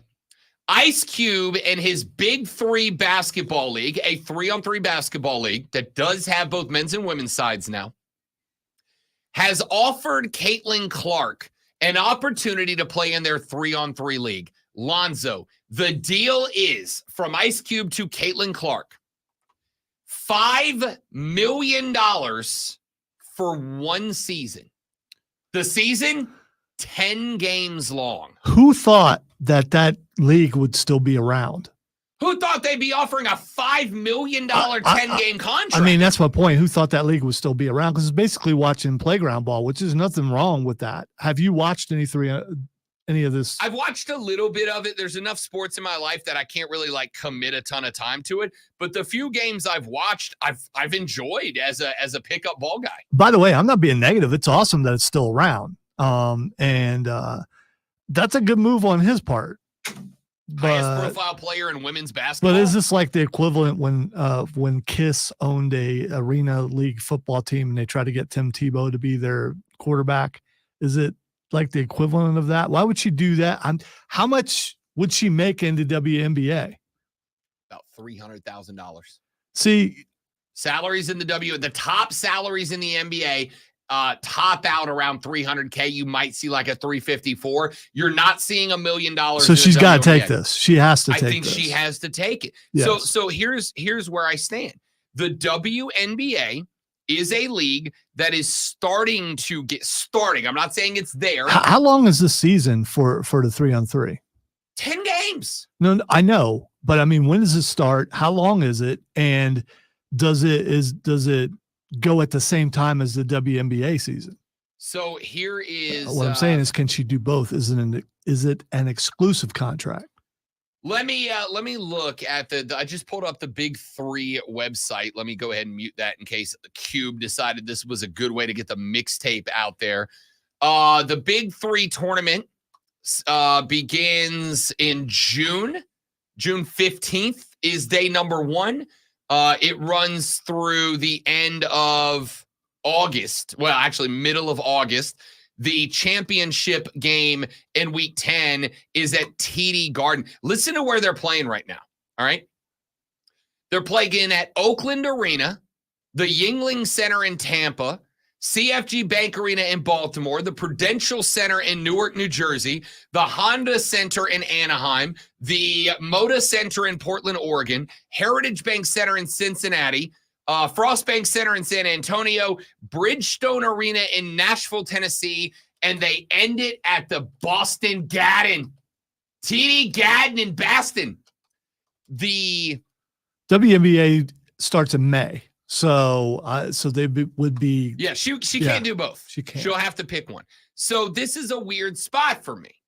It's a weird spot for me because on one hand, the WNBA is starting to get celebrity recognition. I'm not saying it's accepted in households. I'm not saying it's over. I'm not saying any of that. What I'm saying is if you tune into WNBA games right now, you're seeing celebrities show up. You're seeing, and I'm talking A-listers show up. You're seeing Denzel and Adam Sandler showing up at these games. So we're not talking influencers. You're talking about I'm actual celebrities. Movie stars, radio stars, television stars. Do any of them actually own a team? And that's why they're there? A few of them have begun to invest. And I think you're going to see more begin to invest because I will say this, even if it is not accepted as a mainstream sport yet, Lonzo, I do not think you can deny that the visibility of women's sports or of women's basketball over the past 3 years has been on a marked upward trajectory. Well, I can only speak to this area because the best women's college basketball coach is in South Carolina, and so is the best team. Sure. So, I mean, that makes it more visible around here. I would agree. I would also say it's true nationally. I have made the argument a couple of times on the radio. The biggest star, period, point blank, full stop, the biggest star in college basketball right now is Caitlin Clark. It is Caitlin Clark. There are some stars on the dude's side that are standing out. But if we're being a buck, Caitlin Clark has been on the front page in the lead segment all season long. Name me a men's basketball player that was front page news during the regular season, in the regular season for the men's side. The only one that I think really got attention was Kyle Filipowski, and that's only because of the court storming injury, not because he was out there balling out. Nobody else on the men's side got the recognition that Caitlin Clark did. Over the last couple of years, it's been Angel Reese. It's been Haley Van Lith. But is that media driven, or is it just because she is the most outstanding player in basketball? 9.9 million people tuned in to watch Caitlin Clark play in the last round. 9.9 mil. That's on the scale. Yeah, but that's noticeable. I'm not trying to be, but what's the average? Other games. How many people are watching that? Not 9.9 mil. Now, the men's, listen, I'm not arguing the women's is as popular as the men's. It's not. By the way, I was just talking about the women. Yeah. Dramatically high. Okay. Caitlin Clark is the biggest star in college basketball right now. And she is being paid attention to a lot. So Ice Cube hitting her with an offer for $5 million, which is about 20 times more than she'll make in the WNBA to play 10 games, is interesting. My question is, does Caitlin Clark have a responsibility to promote women's basketball in the WNBA? Does she have a responsibility to go to the WNBA for dramatically less money, but try to put the real league on the map? I'm going to talk about that later in the show. We got to run to a break. My name is Rob Brown. Lonzo's on the ones and twos. The Rob Brown Show rolls on after this. It is the Fan Upstate. Hey, what's up? This is WWE superstar R-Truth, and you're listening to your home for pro wrestling talk in the Upstate, the Rob Brown Show on the Fan Upstate. That's what's up. From the News Talk 98.9 WORD Weather Center, here's the Carolinas' most trusted forecast on the Fan Upstate. Becoming sunny today, high of 67. Tonight, mostly clear, low 39. Friday, sunny, high 71. Saturday, sunny, high 76. And Easter Sunday, sunshine 81. I'm meteorologist Jennifer Wojcicki on The Fan Upstate. Currently, it's 53. Pre-spring in South Carolina means using the AC during the day and the heater at night. When your HVAC unit stops working, you need a company you can trust. Priority Heating and Air HVAC specialist will give your system a thorough checkup. And if you need a new unit, Priority Heating and Air is a proud distributor of the Coleman line of HVAC systems. So keep your family or business comfortable and give Priority Heating and Air a call today at 591-1847 or find them online, PriorityHeatingandAirHVAC.com. Priority Heating and Air. Why? When people have a craving to explore new and traditional Asian cuisines, they head to P.F. Chang's, where scratch-made dishes come from the 2,000-year-old tradition of wok cooking. P.F. Chang's wanted to explore new possibilities for their website. They turned to AmericanEagle.com. AmericanEagle.com re-architected P.F. Chang's website, integrating multiple third-party systems to create a unified digital experience. The results? Improved page speed and performance, personalized content based on users' location, intuitive online ordering, an increase in organic search visibility, and a 40% increase in new users for scratch-made Asian cuisine. Visit your local P.F. Chang's or go to pfchangs.com for website design, development, digital marketing, and hosting that produce efficiency, revenue, and results. Visit AmericanEagle.com. P.F. Chang's and AmericanEagle.com. Another example of the best businesses in the world. Turning to the best in the business for websites, go to AmericanEagle.com or call 877-WEB-NOW1. That's 877-WEB-NOW1. Make would be to shift. What up, y'all? It's your boy Danny Green, three-time NBA champ. You either rooted for me or rooted against me. Join myself and my co-host Harrison Sanford on the Inside the Green Room podcast. It's a podcast that brings you never-before-told tales from the locker room to candid interviews with basketball legends to breakdowns of what's happening in the NBA right now. Whether you're a diehard fan or casual about your hoops, this podcast brings you the game like never before. Follow Inside the Green Room on the Odyssey app or wherever you get your podcast. Sponsored by Great Southern Homes. Today is the day to visit a Great Southern Homes community right here in the Upstate. Our designer decorated model homes are open daily. Live green, live smart with our energy efficient smart home plans. We add new listings daily. GreatSouthernHomes.com. Take control of your listening experience with Rewind on the Odyssey app. Missed a jaw-dropping moment? No worries. The Odyssey app makes it easy. With Rewind, you can relive big moments from Rob Brown, Jim Rome, and more. Don't miss a beat. Just hit Rewind with the Odyssey app on the Fan Upstate. Listen on the Odyssey app. Search the Fan Upstate.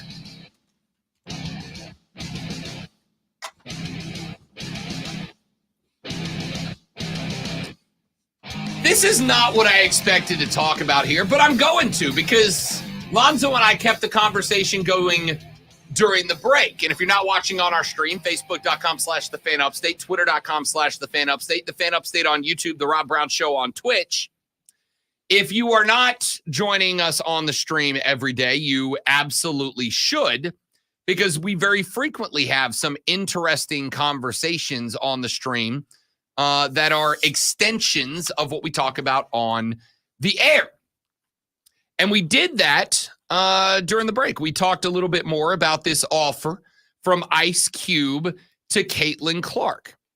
I said in the last segment, and I stand on it, I think the visibility of women's sports over the past couple of years, the appreciation for women's sports over the past couple of years has skyrocketed.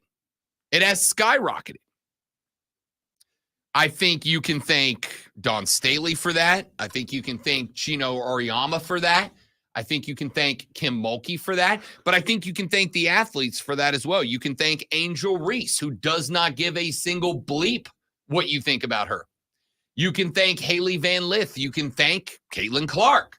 You can thank Asia. You can thank Aaliyah. You can thank all these great players that have come through South Carolina the past couple of years. The visibility, and not just basketball. I'm talking Olivia Dunn down in gymnastics down in Baton Rouge. Right now, over the past couple of weeks, couple of months, I have been getting emails about Clemson gymnastics and how good they are. I had a dear friend of mine and friend of the show, our friend Susan, the other day, wrote me, and she's like, are you coming down to cover any Clemson gymnastics? And it's the first time in my career that I'm like, I think there's a demand for it. LSU and Alabama, for instance, right now, when they hold gymnastics meets, they are selling out their basketball gym for gymnastics events right now. Women's sports is on the rise. The last couple of years, the Women's College World Series of softball has been on ESPN, like primetime. Like they're putting the College World Series on the women's side on national primetime television. The visibility of women's athletics has never been higher. So here comes Cube, a businessman, and he recognizes that. And he recognizes that, as I have mentioned a number of times this year, Caitlin Clark is the face of college basketball, period. Not women's college, just the face of college basketball right now. Tune into any given basketball highlight show during the week, and Caitlin Clark is who they're going to. So he offers Caitlin Clark $5 million to play in 10 games in his Big Three league. He went on to emphasize, because Lonzo and I were trying to stack 2 and 2 together during the break about, could she do this? Does she have to choose between this and the WNBA? Well, Cube answered that question. He said that if Clark took this contract, not only would she become the highest paid women's basketball player ever in history, but that she would still be able to play in the WNBA. And then he made a really good point. He said, America's women athletes should not be forced to spend their off seasons playing in often dismal and dubious foreign countries just to make ends meet. And they should have more than just one professional option in the U.S. at a time when American pro sports leagues are being infiltrated by autocratic anti-women regimes such as Qatar. Our path-breaking offer to Caitlin Clark demonstrates that Big Three now offers another choice for athletes, end quote. Now, Cube did not go down a direct path with anybody, but obviously we know about what's happened with Brittany Griner in Russia, regardless of how you feel about her and her politics. That was a crap situation, okay? We know that there are female athletes that are going to play in places like Turkey and Qatar. These are places that, they have these leagues, but it's not exactly great to be, a woman in public. And Cube's going, look, it might not be traditional 5-on-5 basketball, but it is a league that's got eyeballs. It's a league that has grown enough that they are putting it into, maybe not directly into NBA arenas, but Bridgestone, the Garden. The Garden is an NBA arena. Bridgestone's a hockey arena. The arena in, what was the other one they mentioned? There were like 2 or 3 NHL arenas in there, right? I mean, they've got some visibility and viability here. And if she can do both, I think she's got to take the money. This is a win-win for everybody, for everyone. And you rarely see that sort of thing where everyone wins. He's going to make more money. There's also more because of visibility for his league, but at the same time, he is setting himself up as a feeder league for the WNBA, which will get the WNBA more viewership. So it works out for everybody, but a lot of it hinges on what she decides to do. Yeah, and before anybody goes, well, Rob, like they can't offer everybody $5 million. No, of course they can't offer everybody $5 million. But Caitlin Clark playing in this league, but they could if the league grew enough with enough sponsorship and all that kind of stuff. Exactly. Eventually, they could. Exactly where I'm going.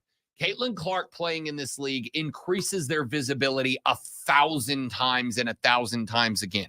No matter where she goes, the WNBA, any given team, the Big Three, then the WNBA, just the Big Three, wherever Caitlin Clark goes, attention's going to follow her. And I feel the same way about Angel Reese.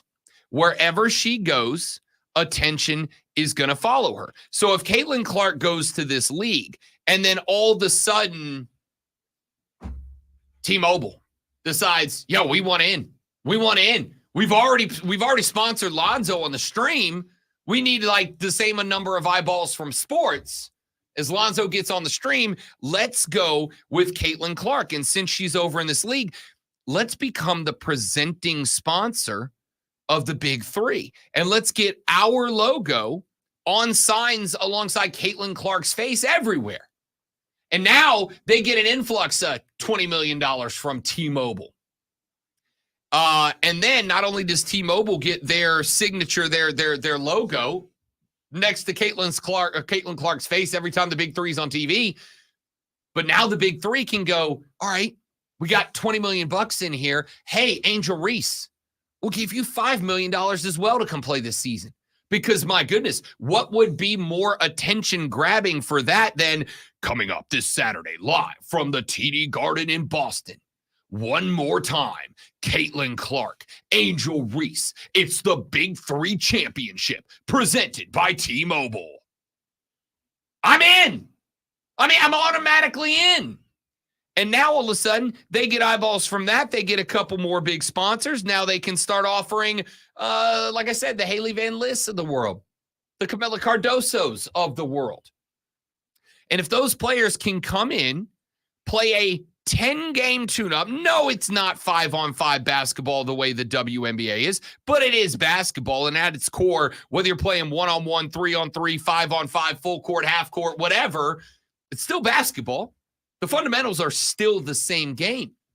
So I think this is great. I think you nailed it, Lonzo. I think top to bottom, left to right, this is wins all around. It's a win for Caitlin Clark. She gets $5 million.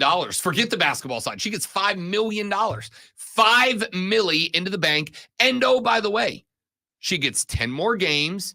She gets some time to play with an elevated level of competition before she moves to the WNBA. She's a millionaire before she does. She gets to probably elevate that league and that game up to create more opportunities for more women coming out of college, the ones that aren't going to go to the WNBA. Cube may make room for them because down the line, can't you see them going from 5 teams to 10, 10 to 20, going from 10 games to 20? I mean, yeah, it's like the possibilities are right there for everybody to be elevated. So I started this does Caitlin Clark have some obligation to go to the NBA as the biggest women's basketball star since Diana Taurasi? Since not Becky Hammon, that was even longer ago than Diana Taurasi. Since whoever, does she have some level of responsibility to play in the WNBA and to utilize her star power to elevate that league to where hopefully one day it is not sustained by the NBA. It is a league that can carry its own water, carry its own weight. Does she have some responsibility to help advance the WNBA so that it doesn't require the supplemental income it gets from the NBA to survive? But if Cube is going to set this thing up in a way that Caitlin Clark can do both, Lonzo's right on. It's dubs all around. It's dubs all around. Let's get to some texts that you guys have sent in so far. Texter said, I mean, with that kind of money, guys, isn't it the big free allowing her to play in the WNBA and not the other way around? Yeah, I mean, listen, $5 million for 10 games when the most she's going to make for a full season of basketball is like $500,000 in the WNBA. It almost feels like the WNBA becomes a side project. It almost feels like she plays in the WNBA to keep her fresh for the Big Three. But again, and I could be wrong, because there could be a shift in the way that we look at basketball. But I think 5-on-5 basketball has been basketball for so long. I don't think that that's sustainable if Caitlin Clark doesn't bring eyeballs over to the Big Three. So that's interesting. But I don't think you're wrong. I don't think you're wrong. $5 million for 10 games. As I've said right now, I hate the Live Tour. They call me right now and they offer me $5 million to come cover 20 events. I'll see y'all when I see y'all, right? Texas said women's sports are gaining ground because regardless of the sport, they are more fundamentally sound and played in a more pure form than men's sports these days. That's from Joey. Look, this is what I tell people all the time because I appreciate and enjoy women's basketball. I am locked in to the women's tournament just as much as I am the men's. So we mention it around here, obviously, because South Carolina was a betting odds-on minus money favorite going into this tournament, and that's a local school. But this is what I tell people all the time. It's the same game played a different way. It's the same game played a different way. It's the exact same game played a different way. And if you tune in expecting to see the high flyers and the dunks, you're not going to see it. Of course you're not going to see it. Of course it is a different level of physicality. Even Liberov the woke warrior can admit that. It's a different level of physicality. But that also requires the women to be much more sound in their execution of basketball. They've got to be much more sound and crisp in their execution of basketball. To me, it makes it a cleaner game. It's not as hectic. It's a cleaner game. And I appreciate that. It's the same game played a different way. You can't go into it expecting to see men's basketball played by women. It's a different game, but it's just as good of a game. Texas said Caitlin Clark should go to the WNBA. She can get more publicity and sponsorships. She can grow her brand. That's also not wrong. The WNBA today has more visibility than the Big Three, for sure. You know, I know that because I forgot the Big Three existed until last night when I read this story. Until last night when I saw this, I'm like, oh yeah, that's right. That's a thing. But here's the thing. Caitlin Clark has reached the level of, I hate this term. I don't know if it's even appropriate here. You know what? I'm not going to use the term influencer. Caitlin Clark is not an influencer. Caitlin Clark's a superstar. She is a megastar. Caitlin Clark raises the visibility. Yeah. Sorry, it's perfect. Little, yeah. Caitlin Clark raises the visibility of whatever she does. She raises the visibility of Iowa Hawkeye basketball. She raises the visibility of Big Ten basketball. She raises the visibility of women's college basketball. If she goes to the Big Three will get more ESPN, Fox Sports, CBS Sports, Yahoo Sports coverage in one game than they've gotten in their entire existence. I guarantee that. If Caitlin Clark plays in the Big Three will get on day one. The first appearance of Caitlin Clark in the Big Three will get more eyeballs on that product than the entire existence of that league to date, men's or women's side. That's the level of megastar that she is right now. So her brand is going to be fine wherever she goes. It is not her brand that I worry about. The brand I worry about is women's basketball. Will Caitlin Clark best serve women's basketball in the Big Three? And more importantly, does Caitlin Clark have any responsibility to serve women's basketball at all? Women's basketball has been elevated to its highest level of visibility in years, partially because of Caitlin Clark. But Caitlin Clark is not the megastar and very soon to be, if she's not already, millionaire that she can and will be without women's basketball. So does she have some level of responsibility to give back to the game, to go to the biggest league in the country? Or is it fair for her to just go play in the Big Three, take her $5 million and move on from there? Her brand is going to be fine wherever she goes. The question is, should Caitlin Clark serve? Does she have a responsibility to serve women's basketball? And if so, what's the best way for her to do it? Let's take a break. When we come back here in just a minute, got a few more stories I want to run through to end this hour of the show, including NFL talk. Rashad Beard joins us in an hour. Fight Club at 9:20. It's all coming up on the Rob Brown Show in the Fan Upstate. Real sports talk for real all right, guys, sports we're gonna step away fans. for 30 The seconds. Fan Y'all stay right Is there. the sports voice of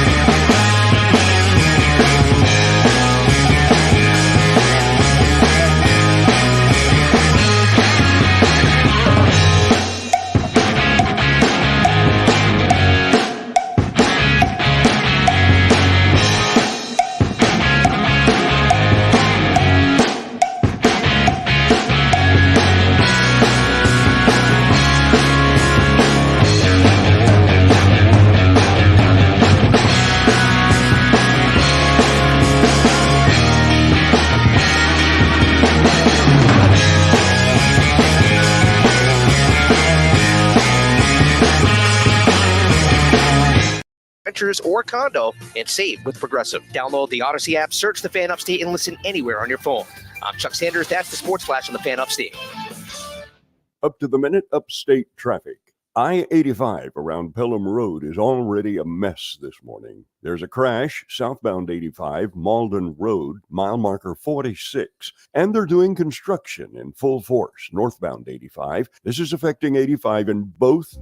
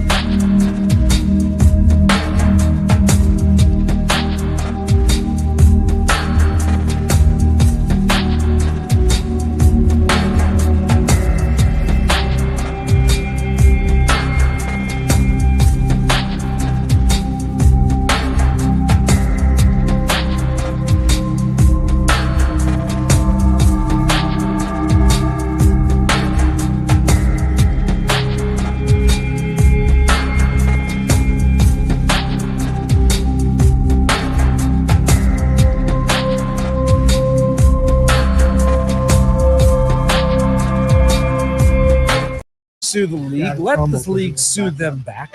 They are going to sit on their hands and not do a damn thing, which kind of feels like how they've operated football-wise over the past decade and a half, right? They're going to let Clemson and Florida State do all the heavy lifting while they sit back, see how things go, and then swoop in at the last minute and say, hey, look, we're with you. It's a brilliant strategy. You don't have to spend the money in legal fees. It makes them look scared. Wire to Wire with Diesel and Cole Bryson. Turn on, leave on. Afternoons 3 to 7 on the Fan Upstate. From the Ingalls Market Studio, the Fan. The Fan. Upstate. 97.7 FM Greenville. 97.1 FM Spartanburg. You're going to ignore the rugby player that Kansas City is signing. Yeah, I mean. At 71307. Keyword fan. You're listening to the Rob Brown Show, only on the Fan. Upstate.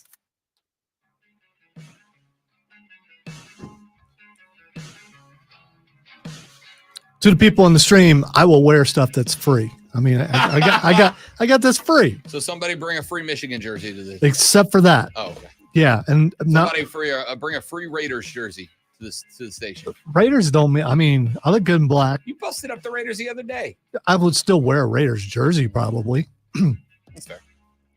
I mean, they're still going. Well, I can't say anything after what they did to the Chiefs on Christmas, but we know who won the Super Bowl, so you know. That's all that matters. No, Steven, I'm not wearing a Clemson jersey again. I lost a bet and I wore it. You know, I dressed for opening day today. This is the only baseball jersey I have. Well, it's the only one that fits, and Rob did not. So so I remembered, and I knew that I wouldn't be talking very much, but at least when people tuned in, they would see it's opening day because of what I was wearing. So I was finding another way to participate. Because I'm not just going to talk about baseball when I'm not into baseball, and Rob is extremely into baseball, and and so I want people to see, because we're also a visual medium. My loins have been tingling. Again, after I'm talking about how I look, you played it again. I'm starting to think that's not coincidence. How do we feel about the NFL deciding to play on Wednesday games? From 1948 through last season, there had been only 2 Wednesday games in NFL history. In 2012, the NFL moved the Cowboys-Giants season opening game from a Thursday to a Wednesday due to the Democratic National Convention. And in 2020, Baltimore v. Pittsburgh was played on a Wednesday due to COVID-19 complications. This year, we are going to double the number of Wednesday games as we play 2 Wednesday games on Christmas. It's very interesting. The NFL, I don't know if they are making, I don't know if this is a once-off, because the NFL succeeded on Christmas last year when it fell in line with the regular schedule. They played some games. Those games were well attended and well viewed on television. Or if the NFL is doing what they ordinarily do, with rare exception, which is when they decide to make a change, they do it slowly and incrementally, because it's the old frog on the stovetop metaphor. All right, despite what college football fans think, the NFL rules the sports world. If they're on every day of the week, you know what people are doing? They're watching every day of the week. I don't have a problem with them being on Christmas, because I'll be watching them on Christmas. So that we're clear. I'm not worried about Christmas. Which happens to fall on, this happens to fall on Wednesday. I'm not worried about Christmas. So if I've got NFL football now on Monday, Wednesday, Thursday, and Sunday, I'm good with it. So that's my question. I'm not worried about them playing games on Christmas. I don't care. If Christmas falls on a Thursday, Friday, Saturday, or Sunday, play them on Christmas. And I'm good with it. Oversaturation can't happen with the NFL. I just don't think it's possible. You can't see too much of that product. The only thing that I am looking at, and this is the direction my brain took it yesterday, the NFL slowly adding games to Wednesdays. Is that a sign that down the line, Wednesdays could become an NFL day for us, for America, for the fans? And that word oversaturation, I'm glad you brought it up, because that is kind of a direction I wanted to go with this. Is there an oversaturation limit for the NFL? Is there a limit where if they are playing playing football 4 days a week, Thursday, Saturday, Sunday, Monday, is that our limit? If they add Thursday, Friday, Saturday, Sunday, Monday, is that too much? If they go Wednesday, Thursday, Friday, Saturday, Sunday, Monday, is that too much? Is there an oversaturation limit? Because here's the reality. Rob Brown, as it stands during football season, is very fortunate that I can look my gorgeous fiance in the face and go, sorry, babe, I know it's Thursday night, but the Dolphins are playing the Chargers tonight. And you know, it's my job. I have to watch. It's not that I want to watch football tonight. It's that I have to watch football tonight. Sorry, that's what I get paid for. But if it gets to a point where there's a Wednesday night game, a Thursday night game, a Friday night game, a Saturday game, a Sunday all-day game, and a Monday night game, we're playing 6 nights a week, there's going to come a point where even my understanding, forgiving, compassionate fiance is going to go, dude, really? And I think all of us have to have a line somewhere where we go, I can't pay attention to this much NFL football and also live my life. I can't. I can't have football on 6 nights a week for 4 months. I just can't do it. But here's the other thought that I had. The other thought that I had was in terms of teams, because I can promise you the teams that play on a Thursday night and then turn around and 6 days later play on a Wednesday, unless they catch the bye the next week, that's a lot of football. That's a very short turnaround time. That's a lot of football, which leads me to this. You know how you fix that problem, aside from having to go deep into the schedule manipulation? More teams. You add more teams. You add 4 teams. You add 8 more teams. You add 1 more division to both sides of the equation. You go more teams. You add a team in London. You add a team in Mexico City. That is oversaturation. If you have more teams. I think you're oversaturating if you're playing 6 nights a week. Even I can't keep up with 6 nights a week. I want 7. It's too much. 7 NFL. It's too much. I can't tell. It also depends on where they're available. I mean, make them available tell. on networks that I already have. I can't tell my lady, as much as she is fine with my job and likes that I love my job, I can't tell her that from September to February, I have no nights off from football. I can't do it. All right, we'll talk more about this. We got to run to a break. It's time for a Sports Flash. Yeah, that counts. Yeah, it counts. You cut yourself off. You absolutely did. The Clemson Tigers basketball team takes to the hardwood tonight in a Sweet 16 matchup against the number 2 seeded Arizona Wildcats. The Tigers haven't made the Elite Eight since 1980, but to break that streak, we'll have to find a way to stop Caleb Love, Pele Larson, and Umar Ballo, all averaging 13 points per game or more. Clemson enters as a 7.5-point underdog. The Panthers pass rush got better yesterday as former South Carolina Gamecock Jadeveon Clowney signed a 2-year $20 million contract with $4 million in incentives. Clowney had 9.5 sacks last year. Hey, tune in this afternoon from 3 to 7 p.m. for a brand new local show, Wire to Wire. Cole Bryson and Diesel get you up to date on the latest local and national sports news. Great guests, great debate, and a lot of fun. Wire to Wire. Up to the minute upstate traffic.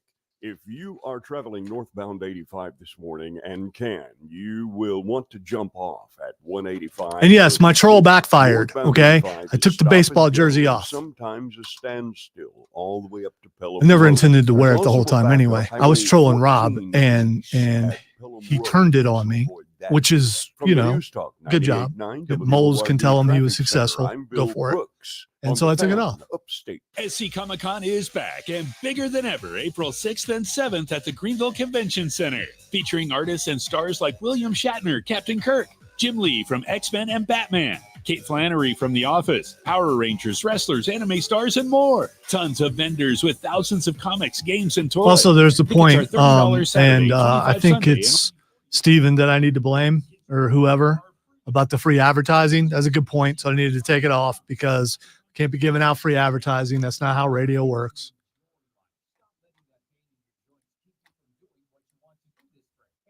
When you guys point things like that out, I probably am going to get in trouble for that, even though it was just, a jersey that was given to me free. So if you wanted to get me in trouble, take pleasure in the fact that you probably got me in trouble.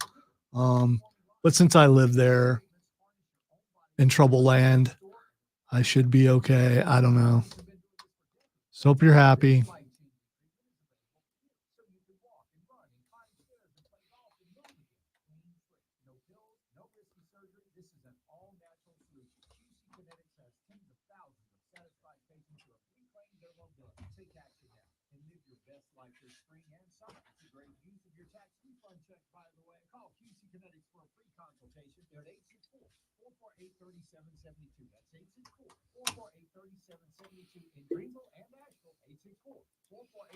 Guys are just a bunch of troublemakers. That's all. It's a bunch of troublemakers. Sad Lonzo noises.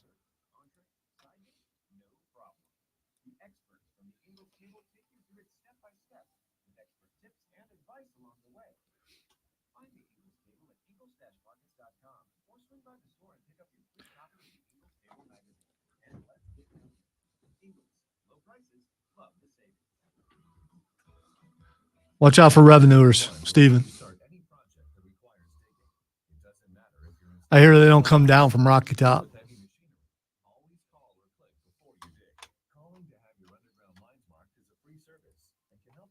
Strangers ain't come down from Rocky Top either. Thank you, Nolan. I appreciate it. Oh, Rocky Top, you will always be.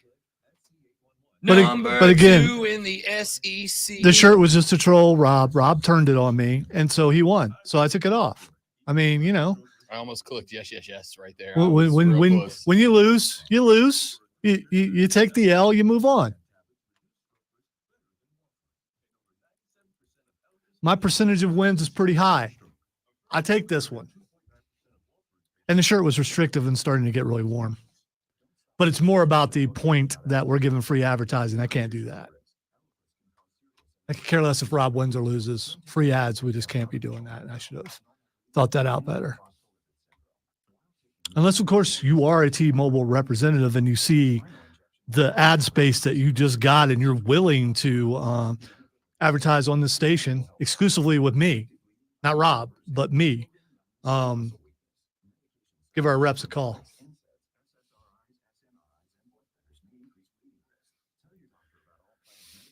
Rob won't, but I will work for merch. I'm excited because in a couple of weeks, we have a new endorsement coming in from a fantasy draft gambling site. And I get it's literally money where my mouth is because my endorsement fee for that is paid into the account on that website. And I have to play it. So whatever I win is my talent fee. So they're going to give me like X amount of $100 a week to play with. And any dollar I win off of that, I get to keep. Anything I don't win. So you got an insane. I have to gamble for my fee, and I'm good with it. Incentive-laden contract. Yeah, I have to gamble for my fee. That's part of what they want me to do is talk about the picks that I'm making and whatnot for that week. So I have to gamble for my money. I love it. It's great. Yeah, we'll see if it affects how you actually gamble, though. Oh, 100%. It's what, dude, listen, money on the line changes how you approach stuff for sure.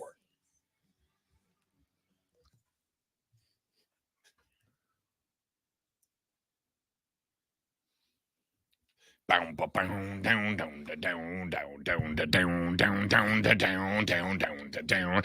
back, ladies and gentlemen. The third hour of the Rob Brown Radio Show goes now.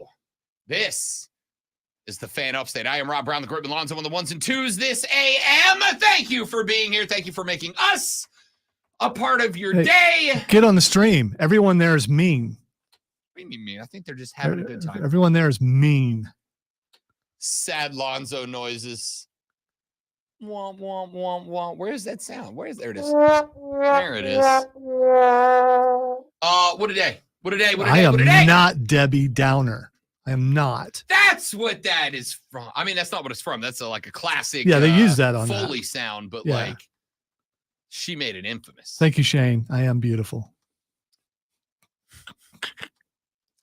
I'm excited, says Nathan Green. I'm excited because the NBA season is almost over and I don't have to see Charlotte lose anymore until football season.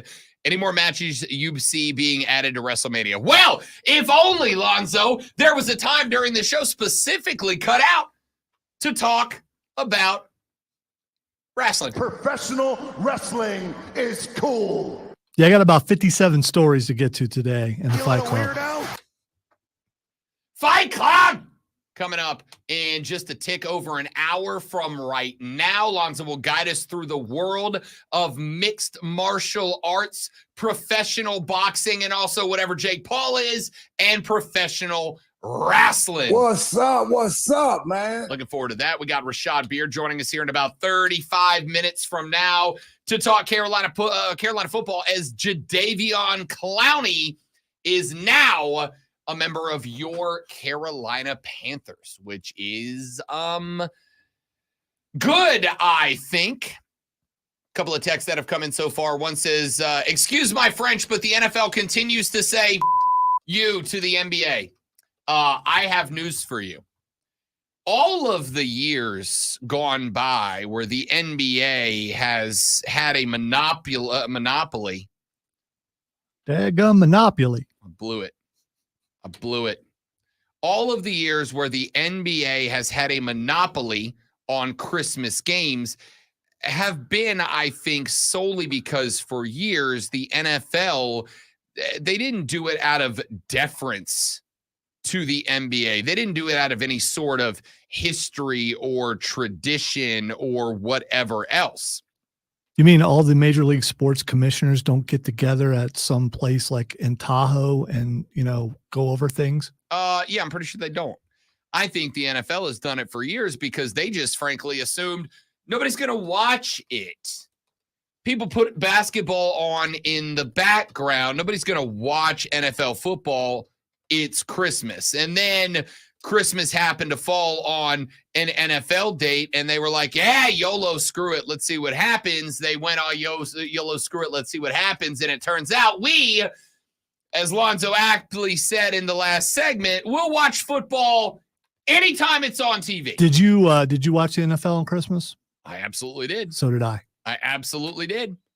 And if it wasn't my job and I was just a casual fan or just a fan in general, I still would have watched it on Christmas. Absolutely and entirely. Because they had some good games. So I think basically the NFL went, oh, we can make money. We can make money playing on Christmas Day. So let's do that. Texter said, as long as the NFL takes 6 months from a game standpoint off, I don't think there will be an oversaturation issue. That's from UNC Chris. Chris, appreciate that text. And good luck to your Heels against the Crimson Tide. Roll Tide. Coming up in the Sweet 16, we're going to talk Sweet 16 basketball, as a matter of fact, coming up in the very next segment of the radio program. So stay right there. Is this going to be a baseball-free hour? I have not decided. Probably, honestly. Ooh. Which I despise. I hate it. It's opening day. But it's not all we should talk about because the two Sweet 16. Your team is not playing on opening day. So, I mean, you know. But there are 26 other teams that are. I mean, I realize you've got another job where you have to cover that sort of thing. I also do that. As Bet for the Cycle returns to its roots on Saturday. For the past 4 months, it's been 80% sports, 20% baseball. Starting this Saturday, it flips back around. 80% baseball, 20% everything else. Looking forward to it. So, as far as the oversaturation issue goes, I meant to say my primary point earlier in the last segment, so I'll jump into it now. Part of this to me, and I could be overthinking it, as Alonzo pointed out to Cole Bryson yesterday, Rob Brown does have a history of overthinking everything. Like it just like everything. Okay. So the thought I had was this, because when I read this story last night, there was actually a column out on yahoosports.com. I'll have to beg your forgiveness because I do not recall off the top of my head who it was that wrote it for yahoosports.com. It was not friend of the show, Jay Busby. Whoever wrote it said football, the National Football League, deciding to play games on a Wednesday, even if it is Christmas, is a step down a road that they did not want to see the NFL go down. He was the one that said in his column something that I had already had the thought, which is the NFL's not dumb. The NFL realizes a basic tenet of human psychology. We, by and large, not exclusively, but human beings as a whole, don't take well to change. We like our routines. We like our little comfort zones. That is why one of the pieces of advice you get anytime you want to do anything to improve yourself, what's the first thing every self-help guru says to you? You, young man, young lady, you have to step out of your comfort zone. You got to force yourself to be uncomfortable. Why? Because we get comfortable, and when we're comfortable, it doesn't challenge us. We are pattern-seeking animals. We are evolved that way. And so the NFL understands a basic tenet of human psychology, which is if you are going to change something, you do it in little incremental things. And those little incremental things eventually stack up to be the big change.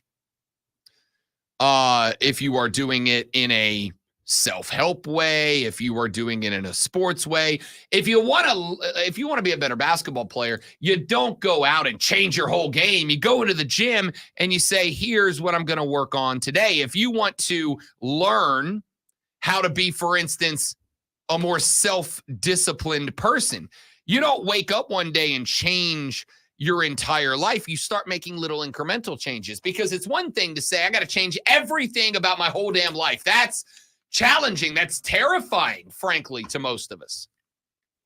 But what you can do is go, you know what I'm going to change this week? What I'm going to change this week is I'm going to change, I'm going to go to bed 30 minutes earlier every day this week.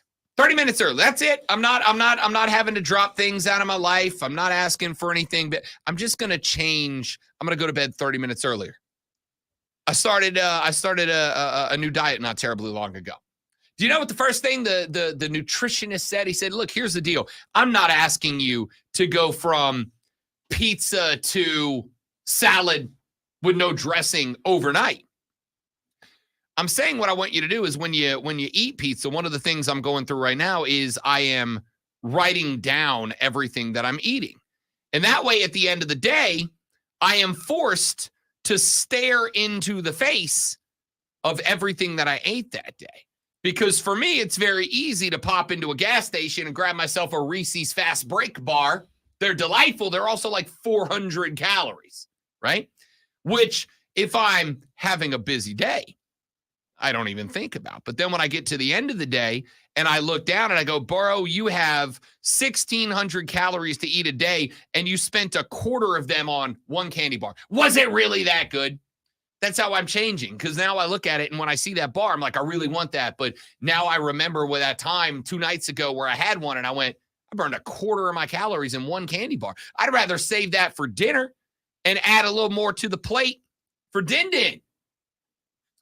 That's how you change things. That's how the NFL is changing things. So the question mark here is the NFL utilizing the excuse that Christmas falls on a Wednesday this year in order to further test out Wednesday games?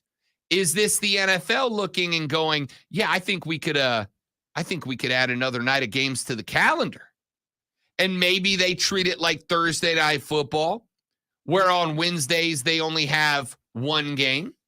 Maybe they treat it in a way that they go, okay, we got to have multiple teams play on Wednesdays because we're going to have to move the schedule around. Those teams are going to have to also play the Thursday night before. But here's the thing. You don't want to put the same 4 teams on a Thursday night one week and a Wednesday night the next, just alternating it. But you don't want to do that. Is it a possibility that this has nothing to do with Wednesday and just has to do with Christmas? Sure. And any day that Christmas is on, so there's no leap year next year. So next year Christmas will be on Thursday, right? Which they already have NFL on Thursday. So that unless they have a game on Wednesday, like on Christmas Eve, then we'll see. Sure. 100%. Doesn't stop me from speculating. A lot of people are speculating. I just think this has to do with Christmas. I don't think it has to do with Wednesday. If they put games on Wednesday, I will watch, but I don't think they're going to. There was a point in time years ago where there weren't Thursday night games. And how long ago was that? I don't remember. I don't know. When did Thursday Night Football start back up? There was a point in time where there weren't Thursday night games. And then they ran a Thursday night game and they were like, it's just a scheduling thing. And then some more Thursday night games. And then eventually Thursday Night Football became a thing. According to the internet, it was 2006. So there you go. I didn't say it was recent. I just said it was a while back. So it's been nearly 2 decades. And yeah, so it's been a long time. I don't disagree. And in that time, they haven't added another day. Right. But my thought here is the only day they could add, in my opinion, scratch that. The only 2 days available to add are Tuesday and Wednesday. Tuesday and Wednesday. Tuesday and Wednesday. I mean, they play on Saturdays during the playoffs, but they're probably not going to do that during the regular season because of college football. Dude, when college football ends, we have Saturday games. Right. That's what I'm saying. Season. They may disrespect the NBA, but they're not going to disrespect their feeder system where their players come from, college football. Why? Because they're just not. What's college football going to do? You guys aren't allowed to go to the NFL anymore. Mutual respect, Rob. Yeah, for sure. That's it. Remember, that was the reason they didn't play Christmas Day games, was mutual respect for the NBA. No. I just pointed out, it's screw the NBA, but college football is more important to the NFL than the NBA is. It is important to the NFL for sure. It is not, we're going to sacrifice millions or billions of dollars to you. Important to the NFL. It's not like if you play NCAA football, they can bar you from going to the NFL. No, if the NFL down the road does Tuesday or Wednesday, and they decide that it works and they're going to move that, don't be shocked if a couple of years from now they're like, well, we got 1 day left. Might as well go 7 for 7 any given week, right? They're not going to go Tuesday because that's Maction night, isn't it? I mean, during the college football season. Yeah. Yes, I'm sure that the NFL is very worried about upsetting the fans of the MAC conference. You can't mess with Maction, man. Look, I love me It's some about to be like the only conference left here pretty soon that's not the Big Ten or the SEC. I mean, the Pac-12's, the Big 12 is fighting for its life right now. The EEC is fighting for its life right now. Anyway, I will say very simply, the NFL is not dumb. The NFL understands that if you're going to make a change, you make small incremental changes. It is the old frog in the boiling pot metaphor. If you boil water and throw a frog in it, that frog's going to jump right back up because that frog goes, oh, this is hot. I don't like it. If you throw a frog in a pot of water, it will stay in there because it's a frog, and then you slowly and incrementally turn up the heat. And if you change it by a degree, the frog doesn't notice, and then another degree, and the frog doesn't notice, and another degree, the frog doesn't notice, and then eventually the water's boiling, and the frog never caught on until it was too late. Why did that frog sound like? Pot. Why did that frog sound like Bobby Boucher? Can you explain that? Because when you think somebody that boiled a frog, who you think about? Okay, you think about my people. Do you? Hell yeah, you think about my people. The French and the Cajuns. Do they boil frogs? Bro, I have been bullfrog gigging. Yeah, you boil a frog. Okay. You can boil a frog, you can fry a frog. Okay, because I've had frog legs before, but they were fried. I didn't realize you could boil a frog. They are delightful. Oh, I love the frog legs are really good. But what do you do with a boiled frog? Same thing you do with everything else you boil. I mean, what do you serve it with? Or you just put it in a stew, a gumbo or something? Okay. Yeah. Big frog guy. Big frog guy. So, I'm just picturing Rob out there gigging frogs. I've been frog gigging before. How do you gig? You get it's like a spear with a trident. I was gonna say, I'm not questioning it. I want to know how. Okay. When you go frog gigging, you go out to wherever the bullfrogs are. You got a headlamp on. You got your boots. You got your waders on. You take a long pole that's got a trident spear on the end of it.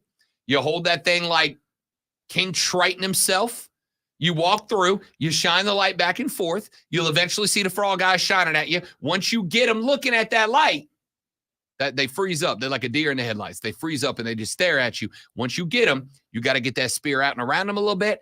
Pow, you bring it down. But what you're trying to do is you're trying to get them in the chest. You won't get them in the leg because you stab them in the leg.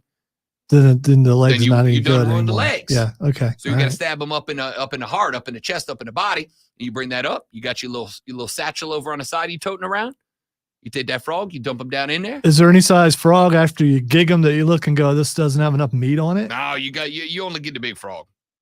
You just got to find a big frog. You get the big frog.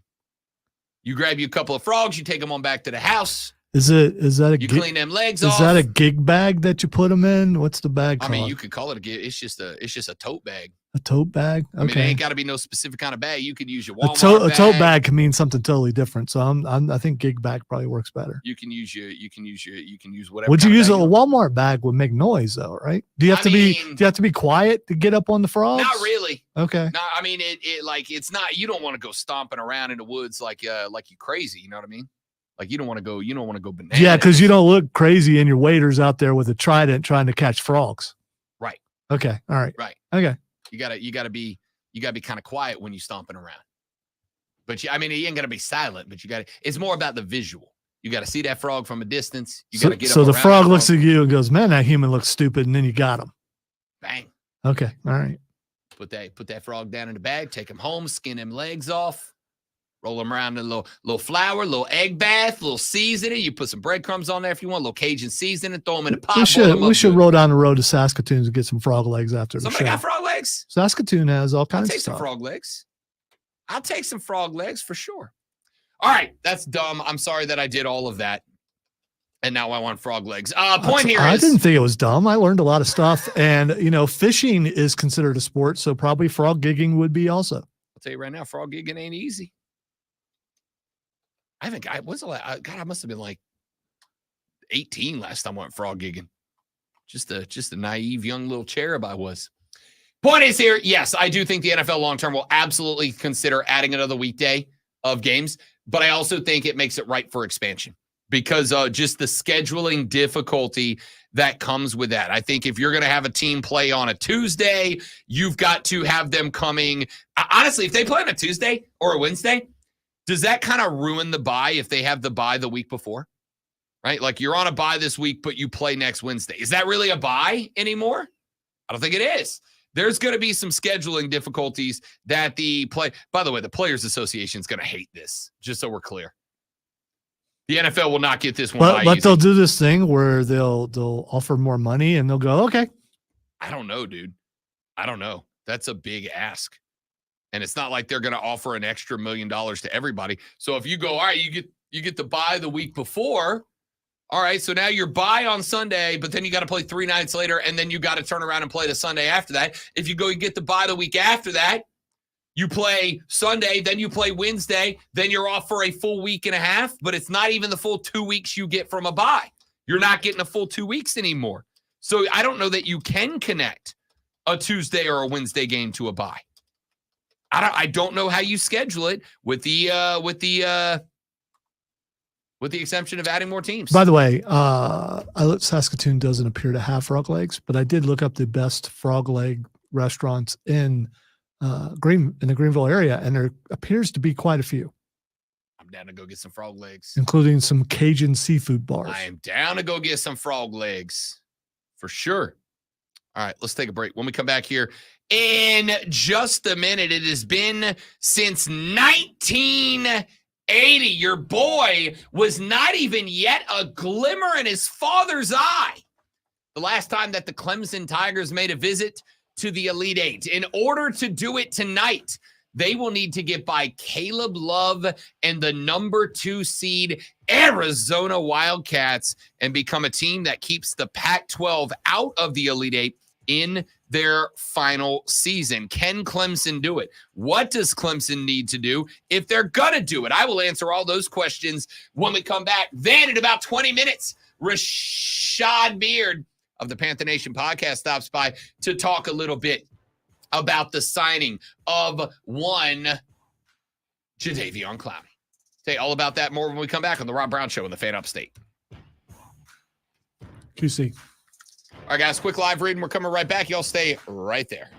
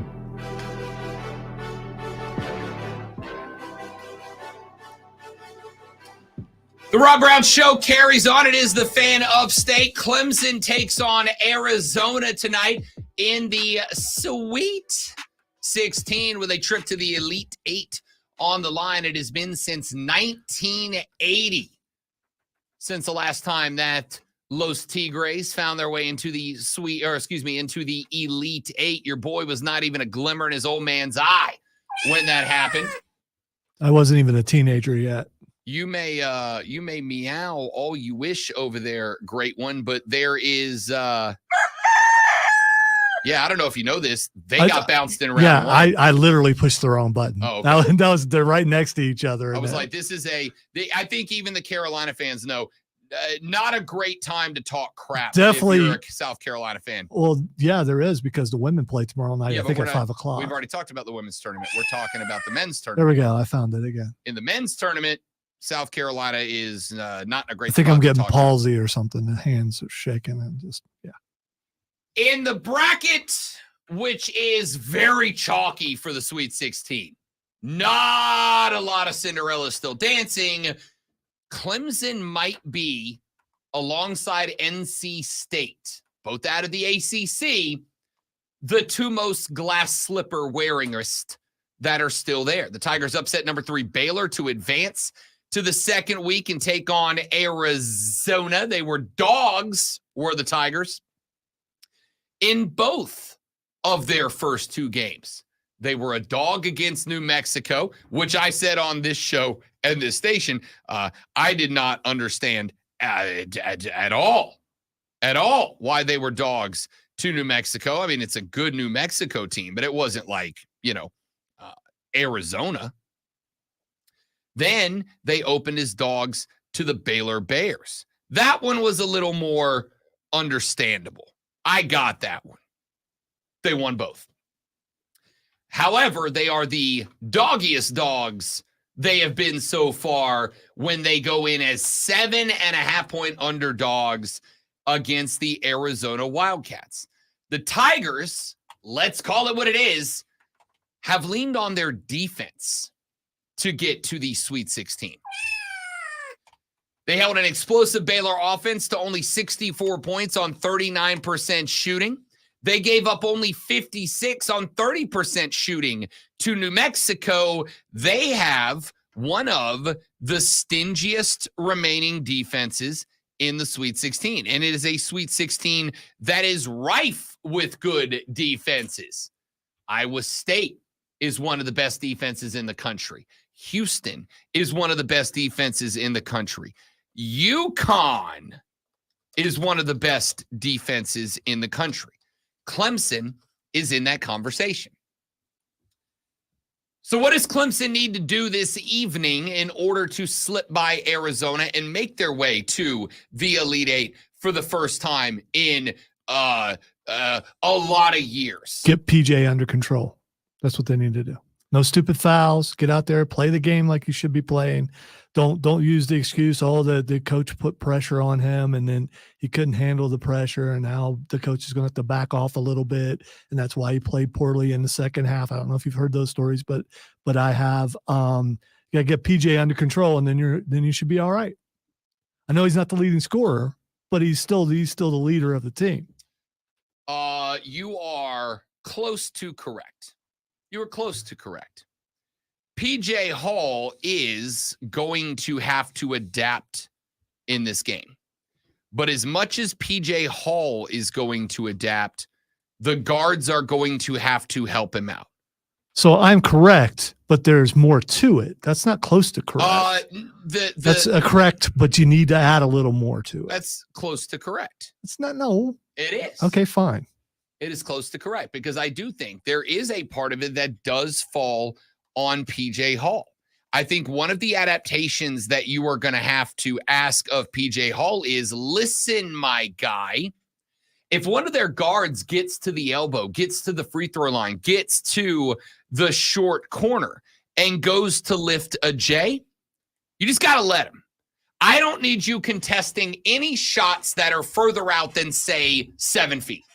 If somebody takes a jumper that is 7 feet or further away from the basket, let him take the jumper. I don't need you getting fouls in those spots. I need you to play more than 19 out of 40 minutes tonight. Also, don't flat out offensive block someone and then look surprised that you get called for a foul. Don't do that. I mean, you look surprised. It is what it is. It's an emotional game. I just need you to be real smart about where your fouls are getting utilized. I'm not even saying don't foul. I'm saying be smart about when and where you use those fouls. Because if you are fouling a jump shooting point guard 12 feet away from the basket, that foul does not help us. But in order to ask that of PJ Hall, I have to tell my guards, I need you guys not letting them get those mid-range jumpers off where PJ Hall is the last line of defense. I need you not to get in a spot where PJ Hall is having to step out from underneath the rim in order to make something happen. I need you to create a defensive shell around PJ Hall, where the only thing I am asking of him is keep the big guys underneath locked down. That's it. That's what I need. I need a shell built around PJ Hall. I need a shell that lets him play under the basket, in the paint, and nowhere else. I don't need him more than 7 feet in any direction. I need him in the paint. I need him no more than 2 steps off the block on either side. I need him no further than the free throw line if he's defending north to south. That's it. That's what I need. Then what I need my guards to take smart threes. There was a point in that game against Baylor. In fact, I tweeted out as Lonzo called me out on Monday for it, where I tweeted out, Clemson is going to do their best to give this game away. That was in direct response to, and I can remember it very clearly, direct response to a moment where Joe Girard took a ball on a handoff, drove to the right-hand side, 2 defenders rolled with him.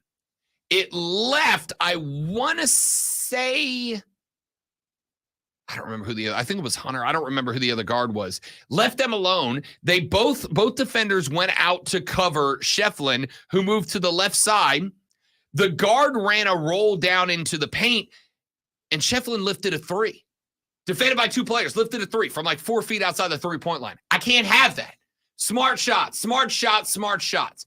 I need you shooting threes. You have lived on the 3. You have thrived on the 3-point look.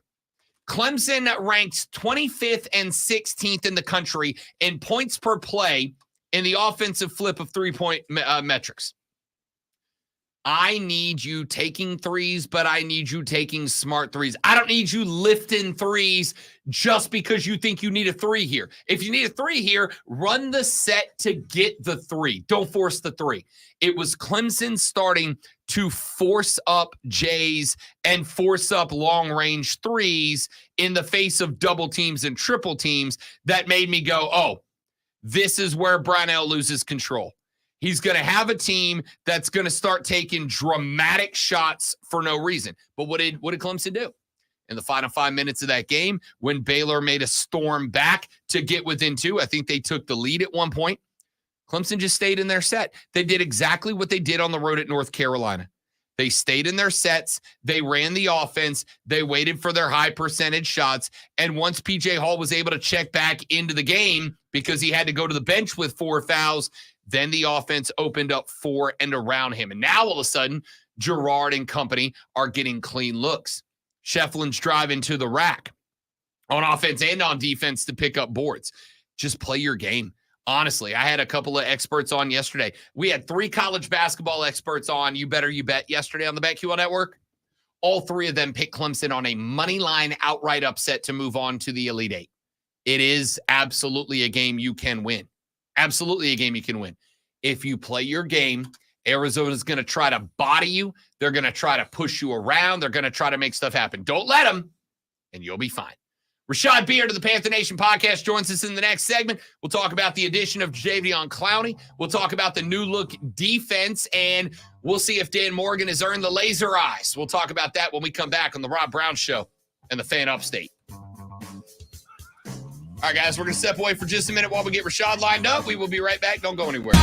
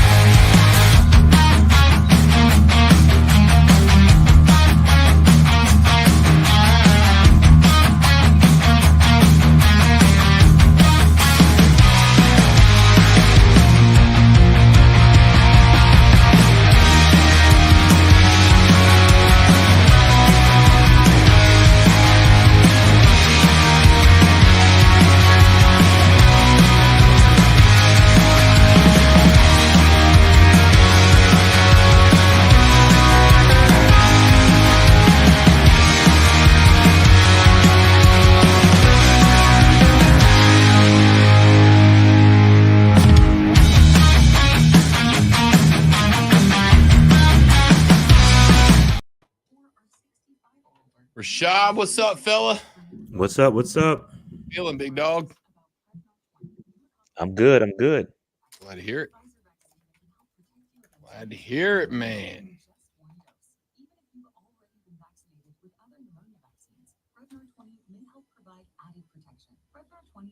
For adults to help prevent infections from 20 strains of the bacteria that cause pneumococcal pneumonia. I sent you something on X, and now I have nothing but WWE.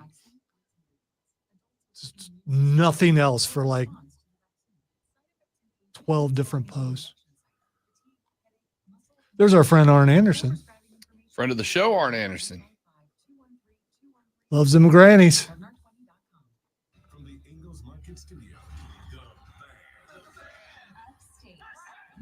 Supposedly, according to the video, Gorilla Monsoon, when they were doing a thing at a casino, and it's got Bobby Heenan and other stuff, he actually won $11,000 on blackjack.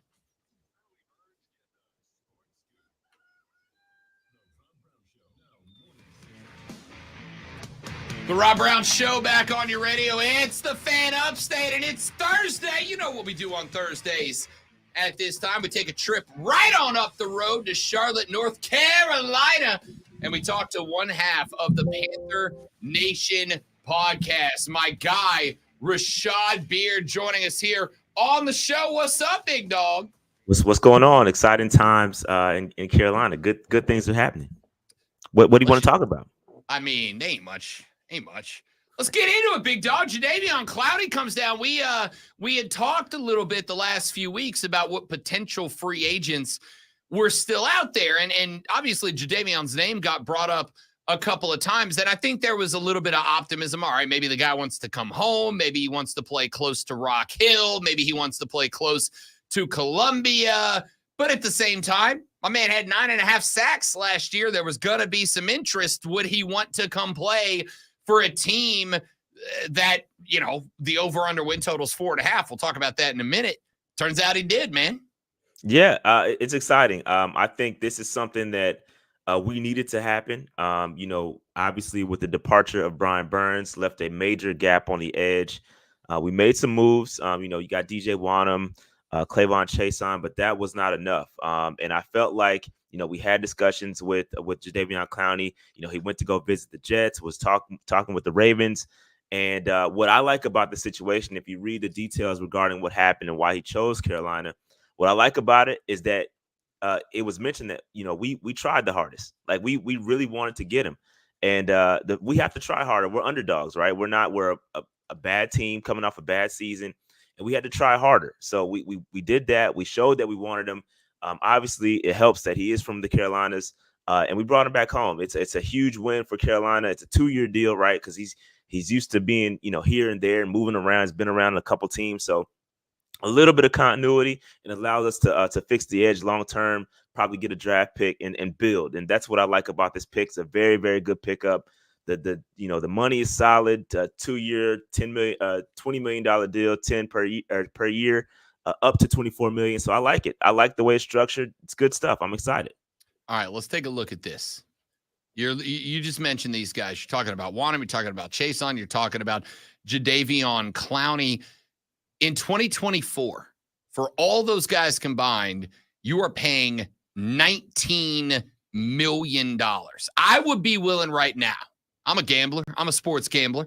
If you gave me the over-under on Brian Burns 8.5, if you asked me if these three guys, and I understand that Wanham and Chason, like Wanham can start, Chason probably a project long-term, like he's a guy you're going to have to develop, and then you add Clowney to the mix. If you asked me, will those three combined have over-under 8.5 sacks this year? I'm going to hammer the over on that list, Rashad Beard, and you get it for about $10 million cheaper than if you'd have given Brian Burns the extension that he wanted. Dan Morgan's looking like roses right now, fella. Yeah, and this is what I've been preaching on my channel. It's what I've been preaching on this show is you got to let it play out. You got a guy that is basically 1/3 the cost of a Brian Burns. I know he's a bit older. It's not the same. It's not necessarily apples to apples, but they're going to be playing edge, right? And he had 9.5 sacks last year on a good defense, good Ravens defense. Jadeveon Clowney did, and so I feel like we got a comparable player, right? It was better against the run for 1/3 of the cost, and I believe that we talk about sacks. I don't think we're done here, and I think there's a key piece to in making sure we get those sack totals high, right? And that's improving the secondary. If we can finish up and clean sweep the Carolina guys and go out and get a Stephon Gilmore, that really is going to help the pass rush. Because even if you say that we took a step back from a pass rush perspective and we improve in the back end on the in the secondary, I believe that you're going to get more time for the pass rush to get there, and that's just it's just going to work out. And so I feel really good about the defense. I feel good about where we're going. And I feel good about Clowney. I feel good about everything. I think a lot of the folks that, were a little perturbed about letting Brian Burns walk, I think they're taking a big sigh of relief right now. Yeah, and that was going to be my next question is, as we wrap up free agency talk, is Gilmore the last big target on the board? Yeah, I think he's got to be it. I think that, that's when we whiffed on a couple of years ago. He wanted to be here. He wanted to finish his career here, and we whiffed. Scott Fitter and company did not make that happen, and I feel like we're gonna get a second shot at it, and I hope that we do. We need it. We need another secondary player, another cornerback opposite of J.C. Horn, and Gilmore's 33 years old, but he's playing at an extremely high level. So I bring him in here. Still draft a young guy to get coached up by Gilmore, but yeah, I think he's the last big key target that we're going after. All right, so now that Clowney's in, there was a debate going on Twitter yesterday that I saw between a couple of different folks. Some folks wanted to go exclusively offensive to help Bryce Young with those 2 picks in the second round. couple of guys wanting to go exclusively defensive. Like you've already started to build a new look defense in Charlotte. Want to add a pass rusher, want to add a secondary guy. A lot of guys that are going split one, get me a wide receiver and a DB, get me an offensive lineman and a defensive lineman. Now that Jadeveon Clowney's in there, and let's, for the sake of the conversation, assume that Gilmore gets added, that Clowney convinces him to come down. How has this changed your thoughts on those first 2 picks in the second round? Yeah, it's tough because you still need to build depth, right? You still need to get a guy, another edge rusher. There's still a wide receiver. If one of those wide receivers is sitting there, you got to take them. So I think you got to wait and see. I think I'm not really dead set on us getting anything, right? I think we've set up our board so that we can literally go best player available. Like I know that sounds cliche, but I think we can literally do that. The way this roster has been constructed throughout free agency, I think we're not pressed for anything. One would argue if we don't get Stephon Gilmore, corner's high on the list. But you take that off the table, like you're saying, I really think we can go BPA. And I think that whether it's a wide receiver, that's probably going to be the best player available because this wide receiver class is so good. I feel like that may be it. Offensive lineman, you can talk about, interior offensive lineman. Listen, there's any way we can go. I think there's a multitude of ways. I'm not sold on us going on any particular way. Offense, defense, just give me the best guys and let's build a good roster. That's all I have to say about that. Rashad Beard from the Panther Nation podcast joining us here on the Rob Brown Show in the Fan Upstate. Did you see the conversation? Dave Canellis was on the NFL Network with Tom Pelissero the other day, and they asked him about Bryce Young. And I loved his answer. I thought his answer was brilliant because he didn't just go in a coach speak. He actually broke down the things he wants to work with Bryce Young on, and the way that he wants to do it, the protocols, the actual footwork and the techniques he wants to teach him. But then he said something that I genuinely loved, and I don't think has been the way it's worked in Carolina, which is we're going to go work with BY. We're going to find out what BY is best at, and then we're going to cater the offense to him. We're going to find what he's best at, and we're going to draw the offense in that direction. I think the last couple of head coaches, Rashad, have been 2 guys who have basically said, we're going to do it my way or you can get the hell out. And I don't think that works in the NFL anymore. So Canellis going, listen, we're going to work on his footwork. We're going to find out, all right, he's a 3-step drop guy. Does he favor a certain tendency or not? And then we're going to cater the offense. We're going to draw the offense to that.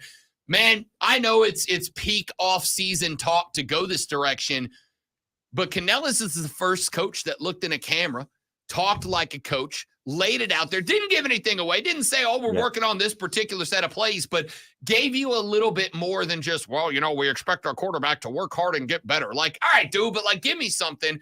I loved it. I don't know if you got a chance to see it. Yeah, I saw it, and I'm excited about that. I mean, you've seen what Canellis has done with these other quarterbacks. I mean, you go back to last year with the Bucs, he fixed some things with that offense. He fixed up some things with Baker. Even going back to Seahawks, in Seattle with Geno, he fixed some things with Geno. So I feel like, yes, I mean, the hope is that he goes in and he does the same things with Bryce Young. I really feel like that he's going to try to take a lot of the pressure off of Bryce. There was a lot of pressure on Bryce last year. He had to save everything, right? He had to block for himself almost. You know what I mean? So there was a lot of pressure on Bryce Young. I really feel like Canellis is going to take some of that pressure off of him. We got 2 big guards that are going to be able to protect. And I think we're going to lean on the run a lot more than we did last year. Kind of go back to what we did under Steve Wilkes and lean on that run game. You got some talented wide receivers. So, again, it's taking the pressure off of Bryce Young and having him not have to think about everything. Find out what he does great, do it, and let him just go out there and have fun with it. I think there was a lot of pressure put on Bryce last year to save us, and I think that Canellis hopefully is going to find what Bryce does well and accentuate that. I think that's really, it sounds great. And again, I don't want to fall into the trap of, he's saying all the great things. We've seen that before. We've seen some great things be said. I'm tired of talking, right? I want to see it. I need to see it. So it sounds great. Everything he said was perfect, but I need to see it. You gotta show me. Rashad, there is nothing that I enjoy less on Thursdays than when you come in here and say exactly something that Lonzo said the day before, because now I got to hear it for the rest of the day. I just need to clear my throat. I forgot my microphone was on. It happens sometimes. Sure. Listen, I know we're kind of at a point. I mean, it is off season. This is what I got to tell Lonzo all the time. It's off season. We got to talk about something, Rashad. Like, we got to talk about something. I am aware. I agree with you guys that at the end of the day, the only thing we're waiting for next is let's get to rookie camp here in a couple of weeks. Let's see what the new guys look like. Let's get to the draft at the end of April and see where we go. Is there, like, do you have it in you to just let yourself be optimistic for a damn minute, Rashad? Like, a minute. Yeah. I mean, I would have took the bet of the over on the 4.5 wins. I'm taking that. I feel good about where we are, but also at the same time, I need to see what we're gonna do, right? I'm scarred, right? We've been through a lot the past couple of years. You know what I mean? We've been promised some things. It hasn't gone right, so I'm cautiously optimistic. I want to see us do well. I think we've set up the roster is much better. We're in a much better place so far, and obviously we have one of the big things that we haven't done well the past few years is knock the draft out of the park. We've got to see how this draft goes. So there's steps that's being taken. I feel like, free agency, we've done a great job. Added some Robert Hunt, Clowney, Fuller. There's been some really good signings we checked that box. Now let's move into the draft. How are we going to knock this draft out the park? We've got extra picks. That was a concern. We don't have many picks, but now we have 2 picks in the top 10 of the second round. You know what I mean? So that's good. What are we going to do with them? That's something I need to see because we have not done well with drafts in the past. If you go back and look at our draft history, it's not been very good. So I need to unpack this one step at a time. Okay, we checked that box. Now we're going to check the draft. Now we're going to start to, check the scheme box. We need to make sure that we're putting the players in the best positions to see. So it's one step at a time. You know what I mean? One step at a time, and we need to make sure we check all the boxes. That's all. So I am optimistic. I think we're heading in the right direction, and I think we're doing a good job. All right, 10-second answer. At home, Giants, Cowboys, Cardinals, Chiefs, Chargers, Bengals, plus the NFC South. On the road, Philly, Washington, Chicago, Denver, and the Raiders. One of those may be in Germany. MGM sets the over-under win-loss total at 4.5. Over or under? Over. Easy. We're over. That's easily. That's Taking it. that bet. All in. That's it. That's all what I in on said that too. bet. Rashad Beard hosts the Panther Nation podcast. You can follow them on Twitter/X at Panther Nation PC. More importantly, go to the YouTube channel, search Panther Nation podcast. Make sure you get subscribed. Click that bell notification because they go live all the time. What you guys got coming up? Nothing too much, man. I'm getting ready to go on a vacation next week, so I'll be out. Again. Must be nice. It's not Canada again, is it? No, definitely not Canada. Okay, not okay. Canada. All right. A little bit warmer than Canada, but no, I think Dave is gonna hold it down, run some draft stuff, so break down some prospects. So yeah, that's what we got coming up. I like it. Rashad Beard of the Panther Nation podcast. Again, make sure you're following them on YouTube. Joins us every Thursday to talk Panther football. My guy, appreciate it, big dog. Talk to you next Thursday. Absolutely. See you guys later, man. Appreciate you. You got it. Rashad Beard of the Panther Nation podcast here on the Rob Brown Show and the Fan Upstate. You know what else is here on the Rob Brown Show and the Fan Upstate? Sports flashes like this one. That's not a sports flash.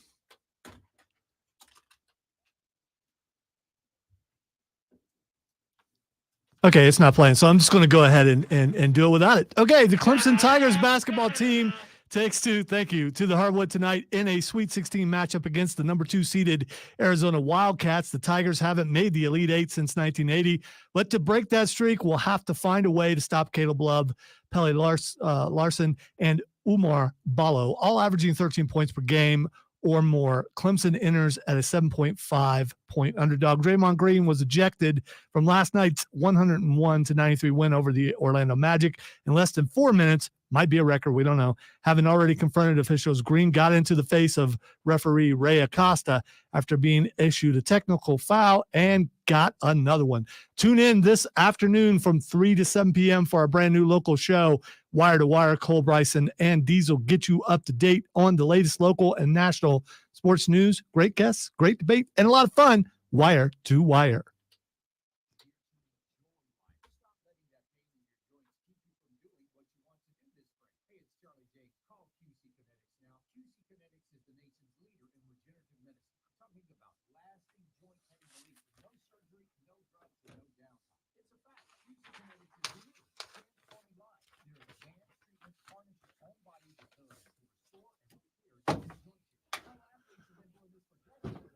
Should have jumped in a little bit faster. Oops.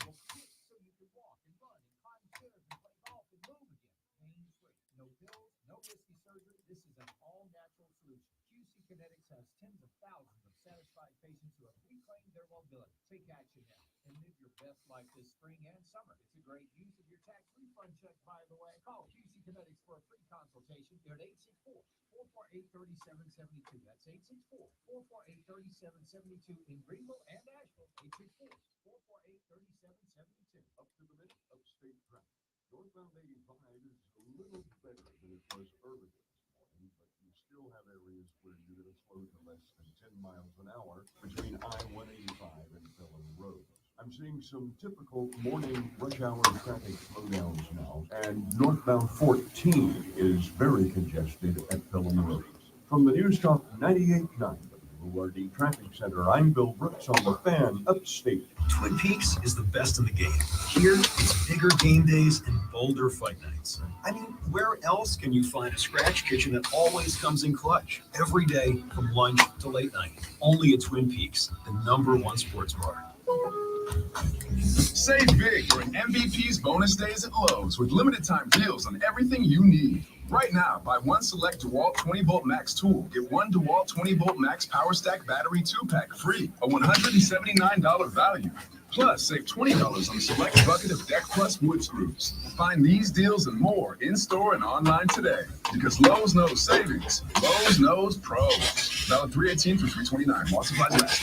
So McAfee Getting your biggest tax refund from Jackson said about the promo that he cut on Austin Theory during their run.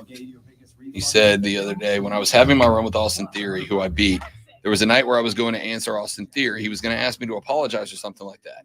The wise man heard me in the corner thinking about how I was going to do it.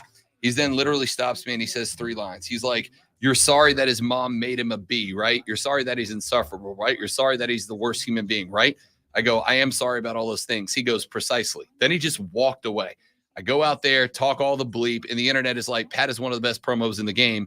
I told Paul, I'm going on my show tomorrow, and I'm saying, you're the one who told me that. I don't want to get your pop. He goes, no, at some point later. Well, today is that day. We appreciate the hell out of you. Congrats on the Hall of Fame. That's a dope story. Yeah, it is.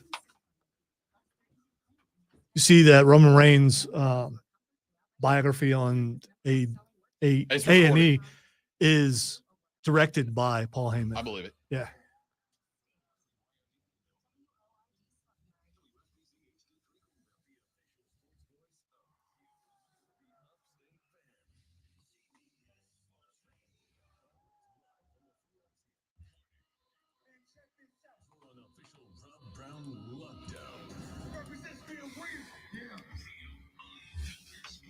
Manufactured locally for the Carolinas.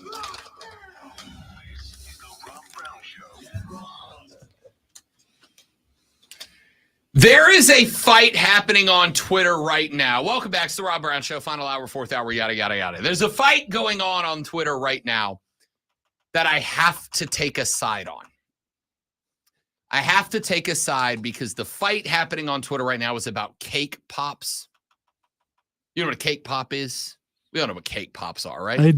I'm not sure I do. All right. It's like a lollipop, except the part of the lollipop is replaced by a little round ball of cake and frosting.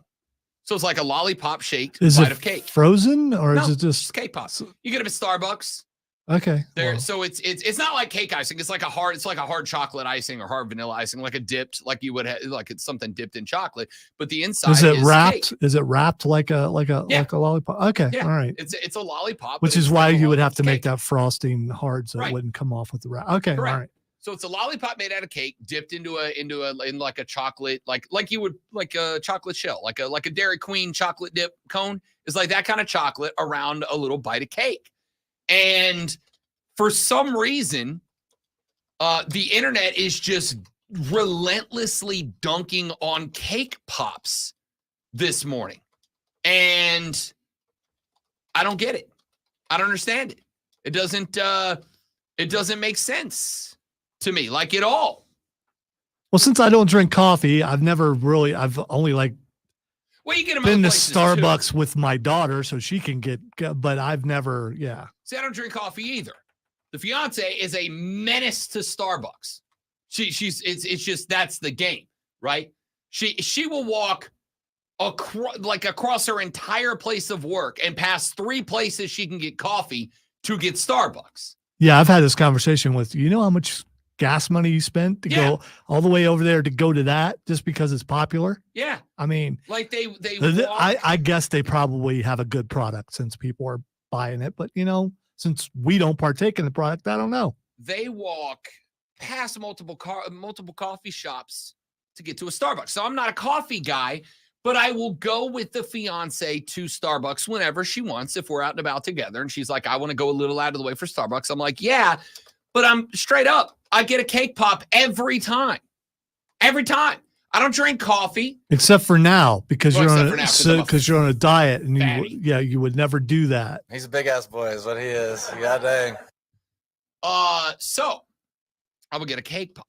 Big cake pop guy. And Starbucks, they do traditionally the vanilla cake with a chocolate shell. That's a winning combination for me. You get a little mix of both. I'm a big fan.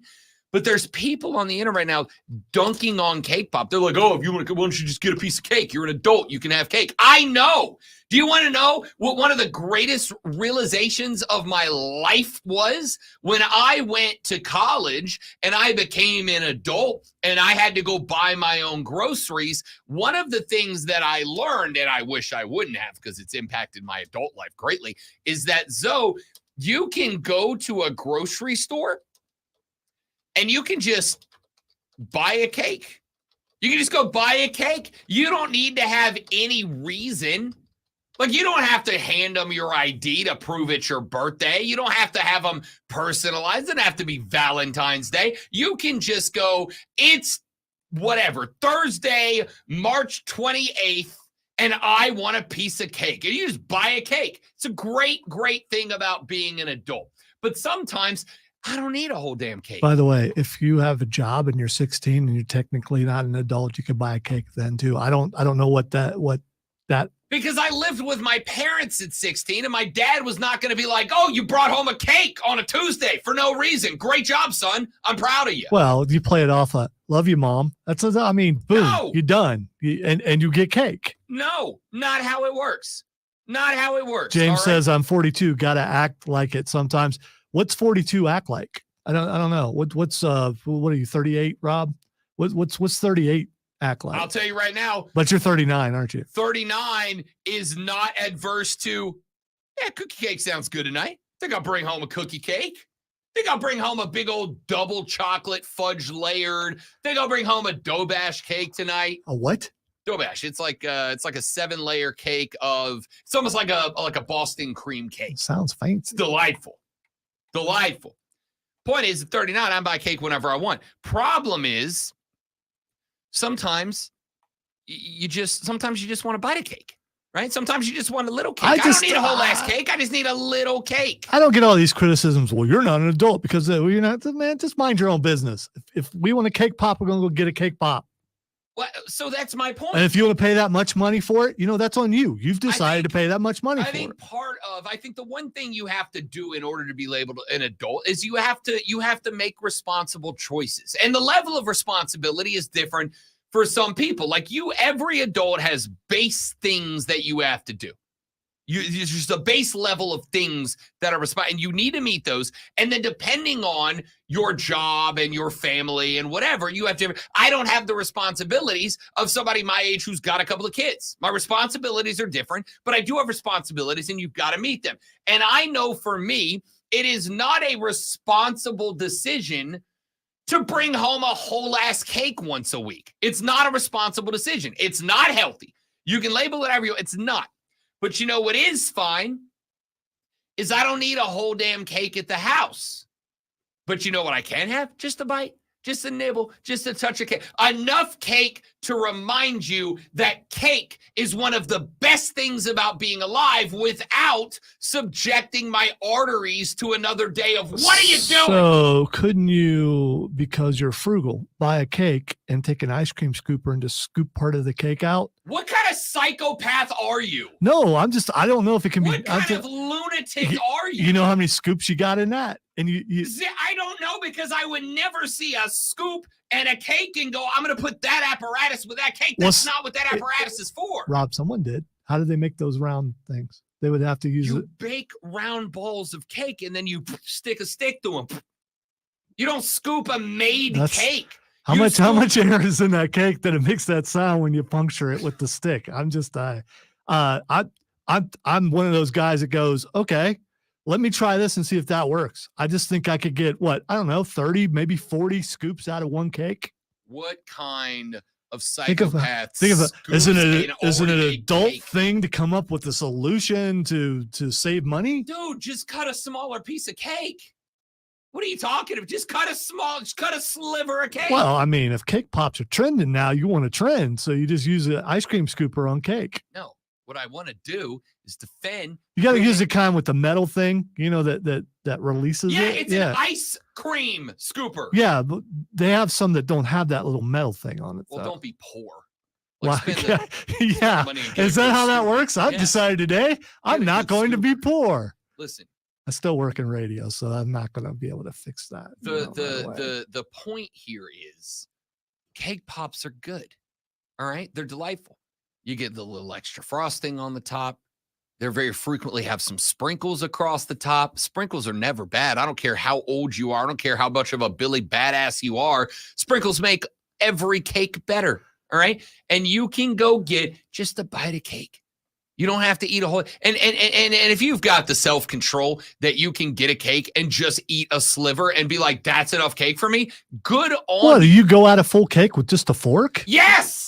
Okay, that's a problem. That's a you problem It's for very sure. simple. There's no problem to it at all. It's real easy. And especially if it's my cake. This is my cake. Slicing a cake is the adult thing to do, because then other people can come along. The reason we slice a cake is so that the next slice, it's just one cut. Bang, I got a triangle slice. Next cut, bang. Size of the triangle is irrelevant. That's up to you. You slice so that the next person can also take a clean slice. But if it's my cake and I'm the only one eating the cake, yeah, I'm going straight at it with a fork, because nobody else is worried about the ergonomics of the cake. I'm not worried about the comfort of the slice of the next person, because I'm the next person and the person after that. But again, the reason Rob Brown crossed the 260 threshold is because you can buy a whole cake. I don't need a whole cake, but I want to buy a cake. Cake pops are good. What are we doing? What is the vendetta against cake pops? That don't make any sense to me at all. They're delightful. All right, that's enough of that. Sweet 16 coming up tonight. We have got 8 games spread across tonight and tomorrow. My thoughts on each. I'm going to go with UConn San Diego State out of the gate. I'm going with UConn here. I like UConn. UConn is arguably the most balanced team in this tournament. We have spent all this time talking about the Connecticut offense, as you should.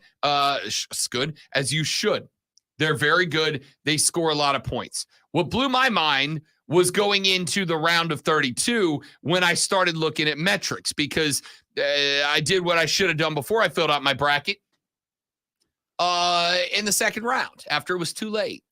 UConn has a top 10 offense and defense. This team is wildly balanced, and of the teams that have a top 10 remaining balanced offense and top 10 defense, they have the highest ranked average of both. UConn's going to beat San Diego State, and I don't think it's going to be particularly close. I got UConn for the cover here. Illinois, Iowa State is also this evening. Give me the Cyclones in that one. Illinois is a good team offensively.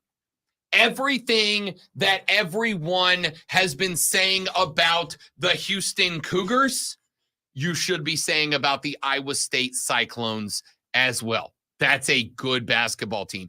Defensively, they smother you from start to finish for 40 minutes. You don't get to take a breath. Unfortunately, that's going to be too much for Illinois. Coming up tonight, North Carolina takes on Alabama. I'm going with the Heels. There are a couple of teams remaining inside of the Sweet 16 that I thought, and I'm not sure I've given up on, but I thought were teams that were going to collapse. Now, I'm going to be honest, in the Rob Brown Show Bracket Challenge, it will be better for me if Alabama wins this game. I've got Alabama inside the Final Four, of course, playing Auburn, who lost to a bunch of freaking nerds from Yale, a bunch of absolute dorks from Yale. But I got Alabama in the bracket after seeing where North Carolina is. This felt to me like a perfect meltdown opportunity for North Carolina. I didn't think they were going to have a problem with the Wagner Seahawks. They did not. I did not think they would have a problem with the winner of Mississippi State, Michigan. They did not. But this feels like a letdown spot to me. This is a North Carolina team at this point that hasn't been super challenged in this tournament. It is a team that I think might be getting back to the point where they are feeling themselves a little bit, where they are, hey, would you look at us? We're Carolina and we're back. This is an Alabama team, though, that found some defense in the last game. They put up a $109 against the College of Charleston, but they let the College of Charleston score 96. That's a recipe for disaster. They turned around in the next one, and they kept Grand Canyon to 61 points on like 40% from the floor. Alabama found a little defense. Problem is they found it against Grand Canyon. I am still trying to figure out why it is in the world that people are trying to pretend that Grand Canyon is UConn, that Grand Canyon is Duke, that Grand Canyon is anybody else. It's a fine mid-major, but it ain't that good. Alabama played a good game against GCU. North Carolina is clicking on all cylinders. Don't be shocked if Alabama wins this game. But I'm picking North Carolina to move on. And finally, Clemson taking on Arizona. This is the first game of the night. This one tips tonight at 7:09 p.m. The Bro Cave, between this and opening day of baseball, the Bro Cave is going to be very, very busy this evening for yours truly. Money line upset. Clemson knocks off Arizona. I like it. I like it a lot. I was on the show yesterday. We opened the show, You Better You Bet, yesterday on the BetQL network. Opened it yesterday talking about this game. And I said, I think Clemson can win this game. I think Clemson can win this game because I have heard some people say, Brad Brownell's not a good X's and O's coach. My dude, you're wrong. Brad Brownell's an excellent X's and O's coach. The problem with Brad Brownell isn't the X's and O's. The problem with Brad Brownell has been the motivation. It has been kicking his team in the butt and getting them in gear. It has been getting them to elevate the emotion of the game to the next level where it needs to be. Brad Brownell has held this team back over the past couple of years because he doesn't motivate them to hit that next gear when it counts. When it comes to the X's and O's, Brad Brownell's fine. He's actually a very good X's and O's coach. He knows ball. He understands tactics and offenses. In fact, if anything, that last game against Baylor, that little mini run that Baylor went on to come back and take the lead late in that game happened because the players weren't executing, not because the strategy was bad, in my opinion. Brad Brownell now had 2 games under his belt to realize, okay, teams are going after P.J. Hall. Teams are attacking the big guy. They are trying to get him into foul trouble early, and in 2 consecutive games, it's worked. So how do we fix that? Better defense from the guards, slow the game down just a little bit, make sure that we are taking good shot selection threes on the other end of the floor. And we've seen Clemson do that a couple of times. We have seen them do that a couple of times. I don't see any reason why that necessarily has to change tonight. Give me Clemson on the money line upset over Arizona tonight, please and thank you. Los Tigres move into the Elite Eight for the first time since 1980. We had not 1, not 2, but 3 college basketball experts on the show yesterday. Not 1, not 2, but 3 college basketball experts on the show yesterday all said that they are going Clemson on the money line outright upset. And I am riding with them on that one. Let's take a break. When you come back, it's Thursday. And you know what that means? We are a week and 2 days away from the sports spectacle of the year, WrestleMania. When we come back, it's Fight Club with the great Alonzo. We got MMA, we got boxing, we got pro wrestling, and more. And it's all coming up on the Rob Brown radio program in the Fan Upstate.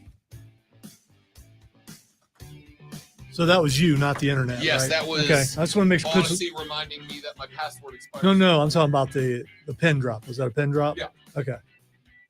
Because we're supposed to. Right. So if it wasn't, I was going to report it. That's why I'm clarifying. We good. Now we're not good. Breaking stuff over here. Struggling. Did I put another beverage in here? I did not. Hey, be right back, guys. I'm going to run the office and grab a water. We will return ever so briefly. Please stay right there. BRB.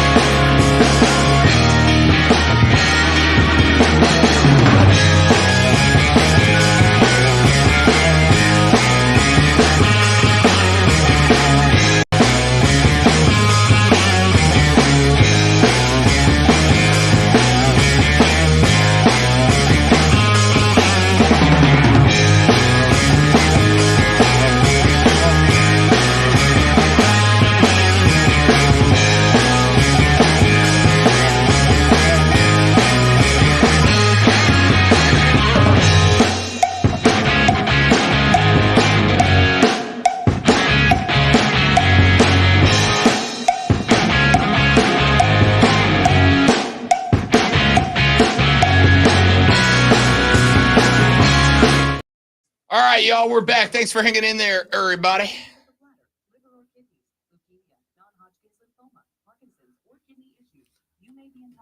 Hey, your band is back, according to email, REO Speedwagon. Coming back here again? March 29th. Let's go. Go ahead. I'm going to. I'll go see him again. I enjoyed it.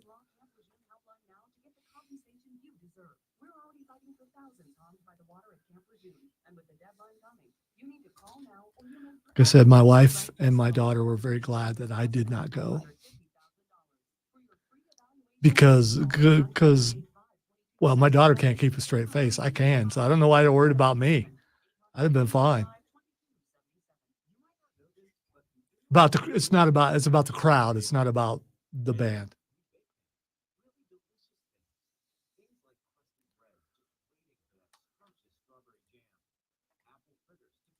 You go ahead and you go to that concert and you look around and try to decide if you belong there. I'm going to. And if you look around and you decide you belong there, you old. I don't need reminders like that. My legs take care of that. And they're take it on the run, baby. That's the way you want it, baby. Don't break the microphone. I don't want you around. Da, da, da, da, da, da, da.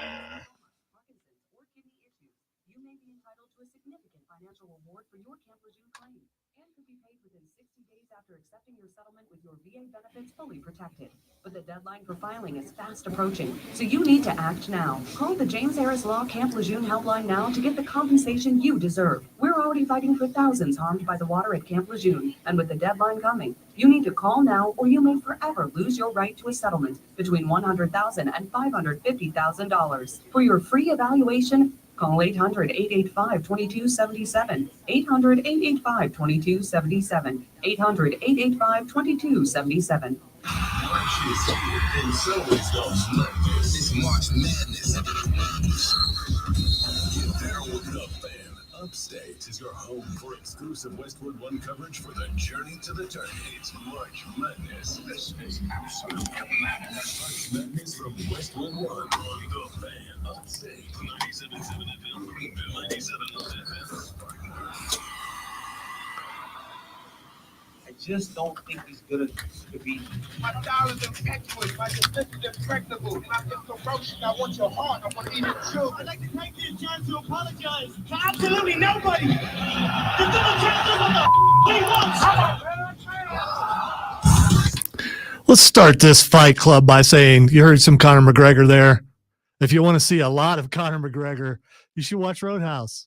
You'll see a lot more of Conor McGregor than you expected to see. Yeah, it's going to work out because I dislike him in real life, which means I'm going to hate him even more as an intentional bad guy in a movie. I bet he's spectacular. He is. He's surprisingly funny too. So, I mean, yeah. Listen, I've never thought anything. The guy is compelling and entertaining. I'm not arguing. I'm just saying I hate his entertainment and personality. Apparently he made a lot of money for that movie because, he might need some. Because he never makes money at anything. Stop punching old men. Hey, that's an Irish mafia thing. You cannot make me not believe that. All right. Speaking of money and contracts, a big name WWE wrestler talked about her contract being up in 2 months. Yesterday, she made rounds because she has a book coming out, and that would be Becky Lynch. Surprised everyone saying her contract's up in 2 months. She was praising TNA. She's praising a bit. Is this a money grab?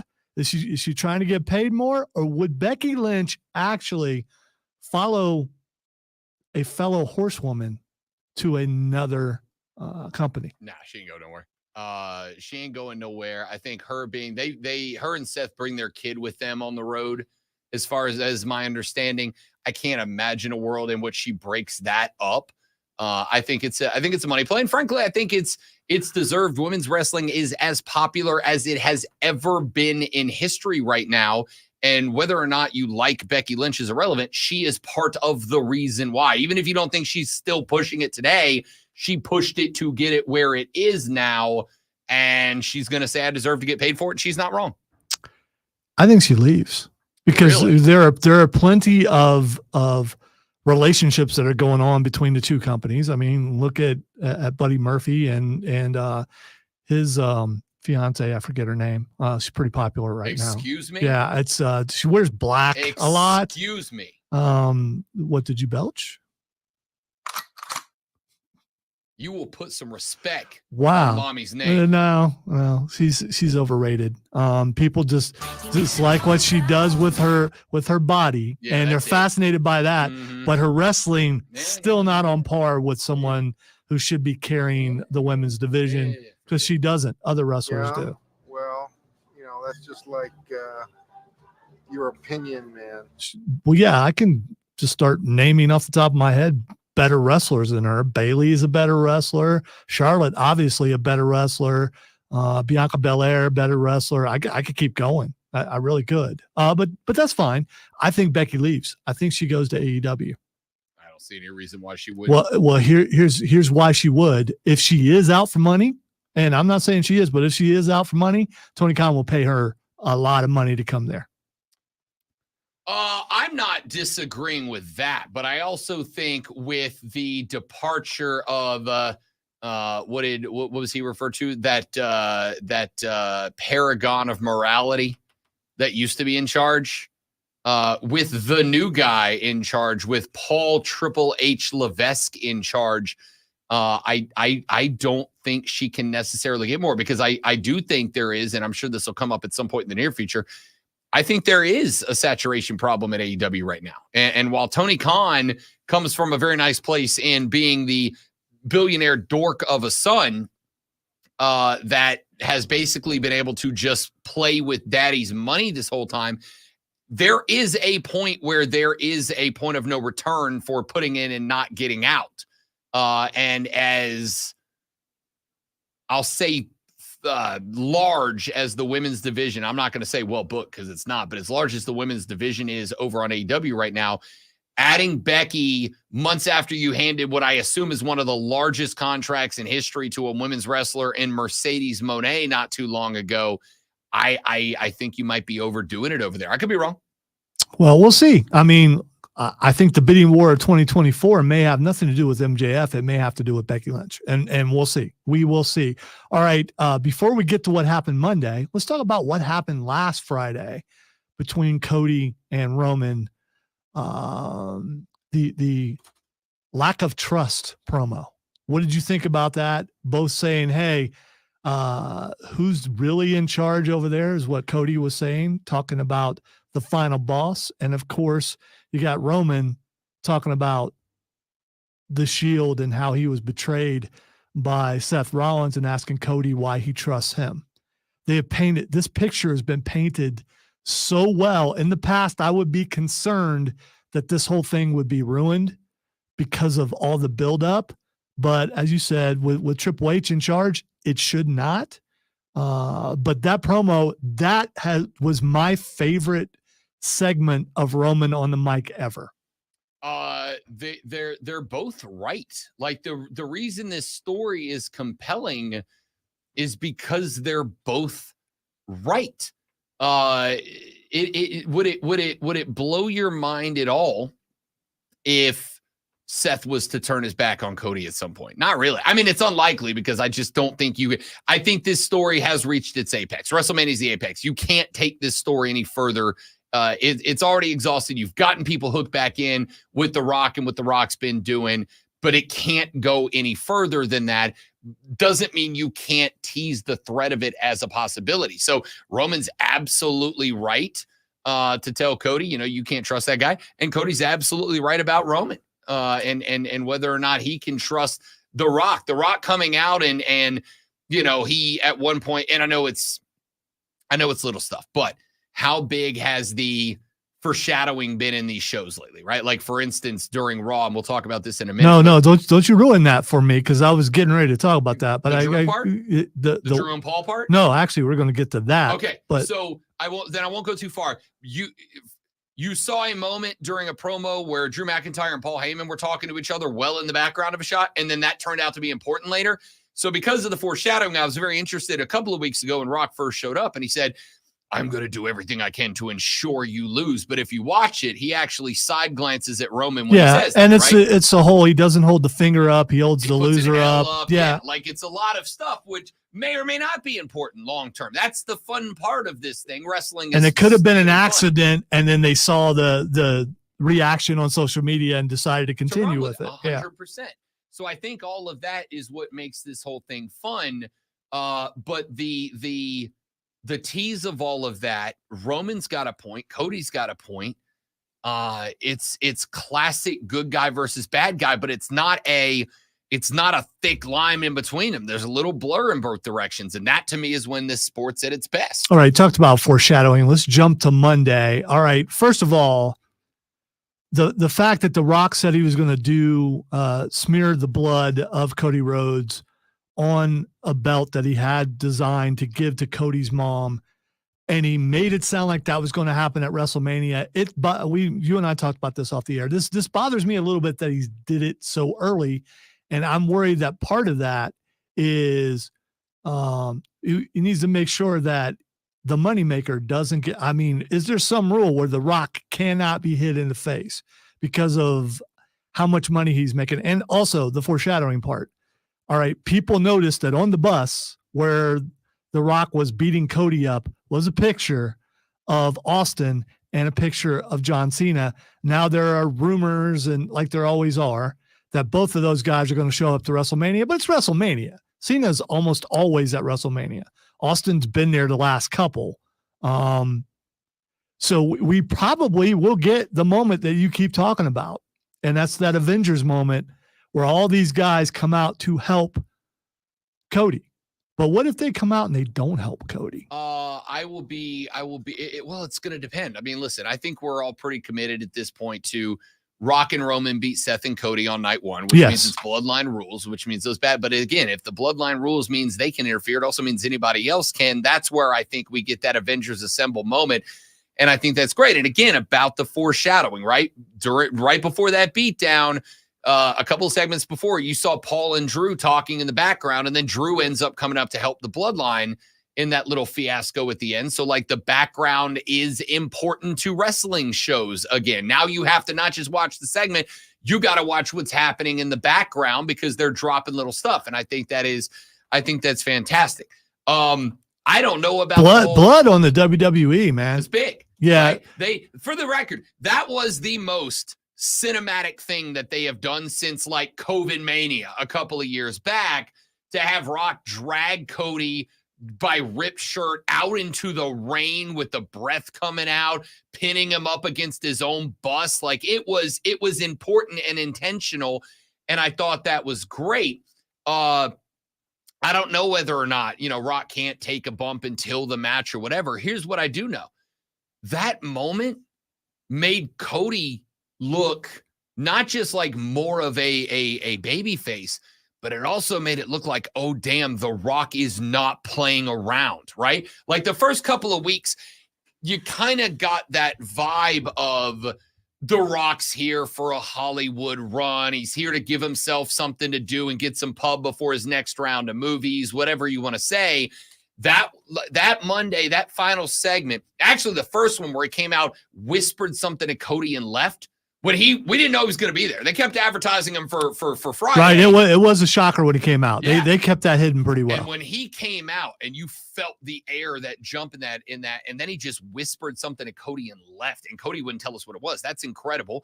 And then that beat down, it went from Rock's here, he's going to wrestle a soft match. It's a tag match so Roman can carry some heat. Now all of a sudden you're like, oh, this dude came to whoop somebody's ass. This dude is here to fight.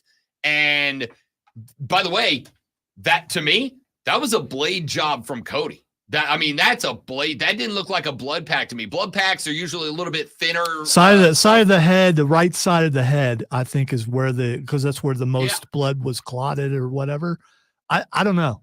I don't either. But the fact that we know is what makes it so good. We know those guys who've been cut open so many times, it's not that hard for them to be cut open. But obviously that was on purpose because of the belt. I guess they could have improv'd it. He could have, but he had that particular belt. But it's a great setup. And hopefully that is foreshadowing. Hopefully Cena and Austin do come out. And but we'll see whose side they're on, because they could swerve a different direction with that. Also, Ronda Rousey's been doing a lot of talking lately about Vince McMahon and about the women's division and a lot of things like that. Is this, even though she says she would never go back, she says she wishes her final run would have been with Triple H in charge. And Becky Lynch also mentioned that Ronda Rousey doesn't know how to wrestle, which we already kind of knew that. What Becky said was Ronda Rousey doesn't know how to wrestle because when she got there, they didn't know how to teach her. Right. And I think that's a difference. It's one thing to go, she can't wrestle. It's another thing to go, when she showed up, she didn't know how to wrestle, and the people in charge did not know how to communicate and work with her to get her there. The way things are working with long-term storylines, is it a possibility that Ronda Rousey ends up back in the WWE 100%. against Becky Lynch, who's newly signed? Absolutely possible, because when Ronda Rousey first showed up, and you go back to that WrestleMania match that she had against Triple H and Steph, and The Rock was her partner. Yeah, it was. Yeah, it was good. Her first feud with Charlotte, it was good. Initially, she was good, but unfortunately, once they moved past that, and she was not a good promo, and she never got better. And now she has said, they didn't work with me, right? In fact, she had a quote where she said, I'm frustrated because they're showing you with this bloodline stuff that they can work a year out. They can have an idea that takes a year to get to. She goes, I was showing up to the arena with no idea what I was doing that night. I would show up, but right before the show, they'd be like, oh yeah, by the way, here's your thing. I think they just expected that because she was the big deal, the biggest deal for a while, the face of UFC, not women's, the face of UFC. I think they just expected she was going to show up and just be able to do that. And not everybody can. So I absolutely accept that. she did not get the same developmental opportunities that a lot of other people do who step up. And listen, there are some celebrities show up and they just get it. Bad Bunny showed up, just got it. Logan Paul showed up, just gets it. She didn't. And that's okay. Most celebrities don't, and they've got to be worked into this thing.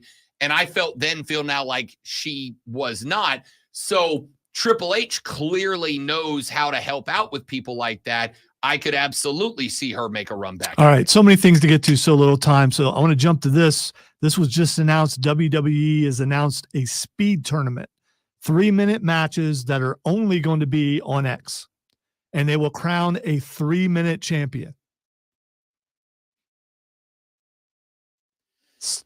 The space and silence there was on purpose. My loins have been tingling.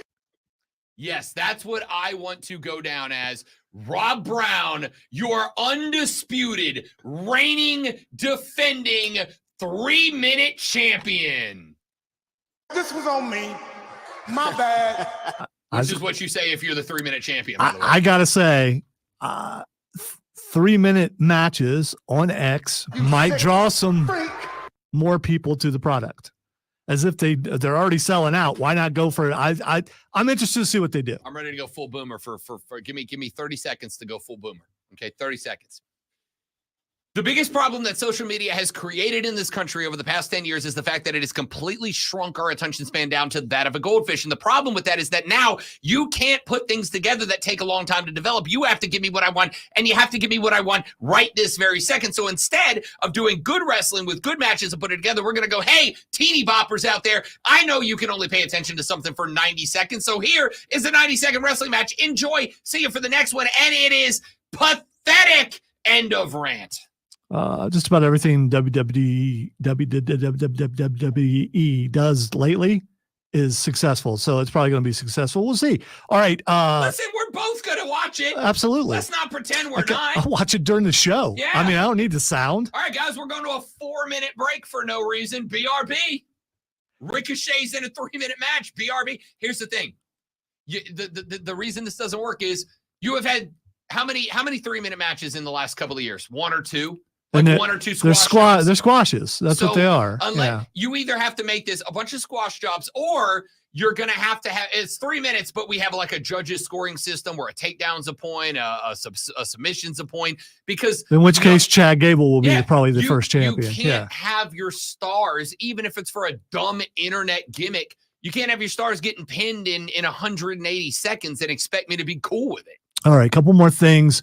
Let's talk about something that's really rock and roll. Mike Tyson is training for his fight in Cottonwood, Arizona at the gym of Tool frontman Maynard James Keenan. That is an ad lib I did not expect today.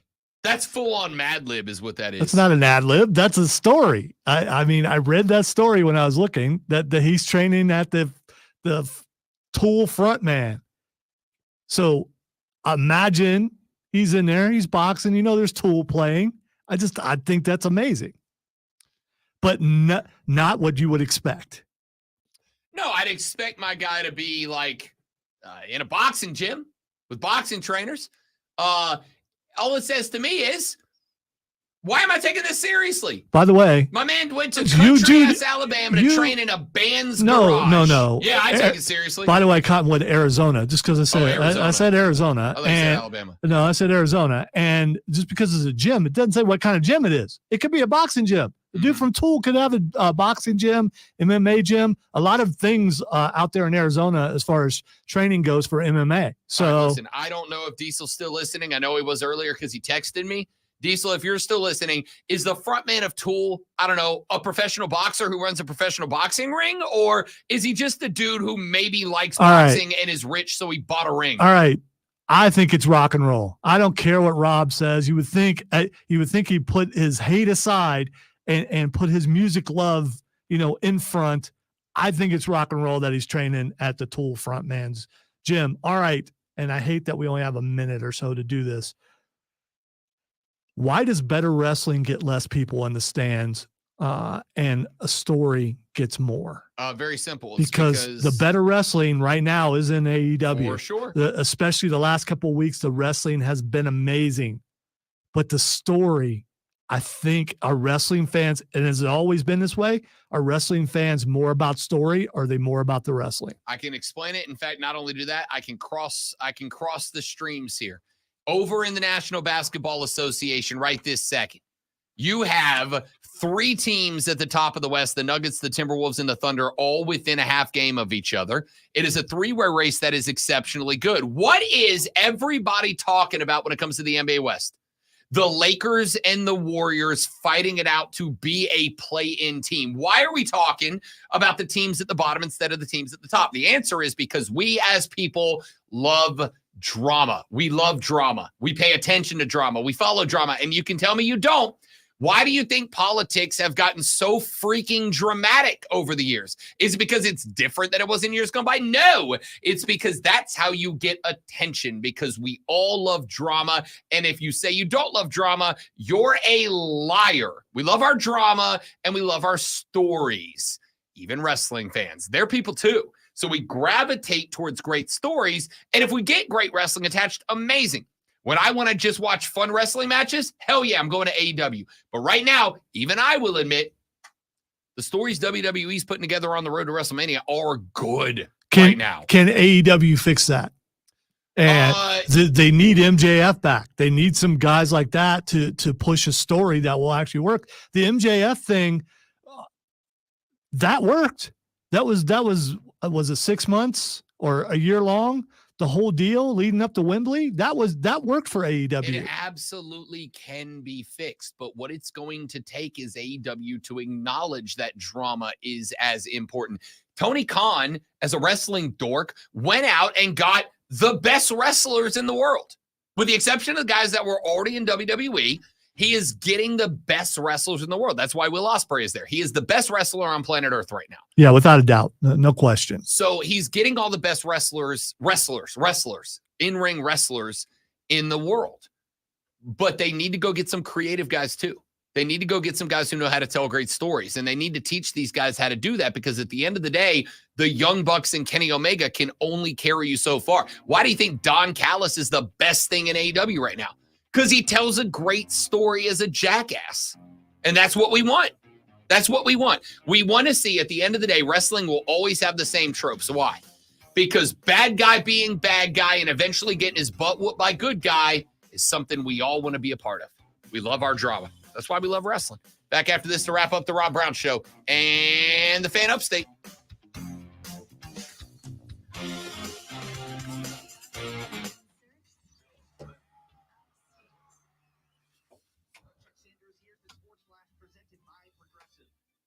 Panthers and Jadeveon Clowney have agreed to a deal. Clowney, the top overall pick in the 2014 draft, is a native of Rock Hill, South Carolina. He was a star at South Point High School. He also attended the University of South Carolina. The Texans took him first overall in 2014. He'll get bonuses for reaching 8, 10, and 12 sacks each season.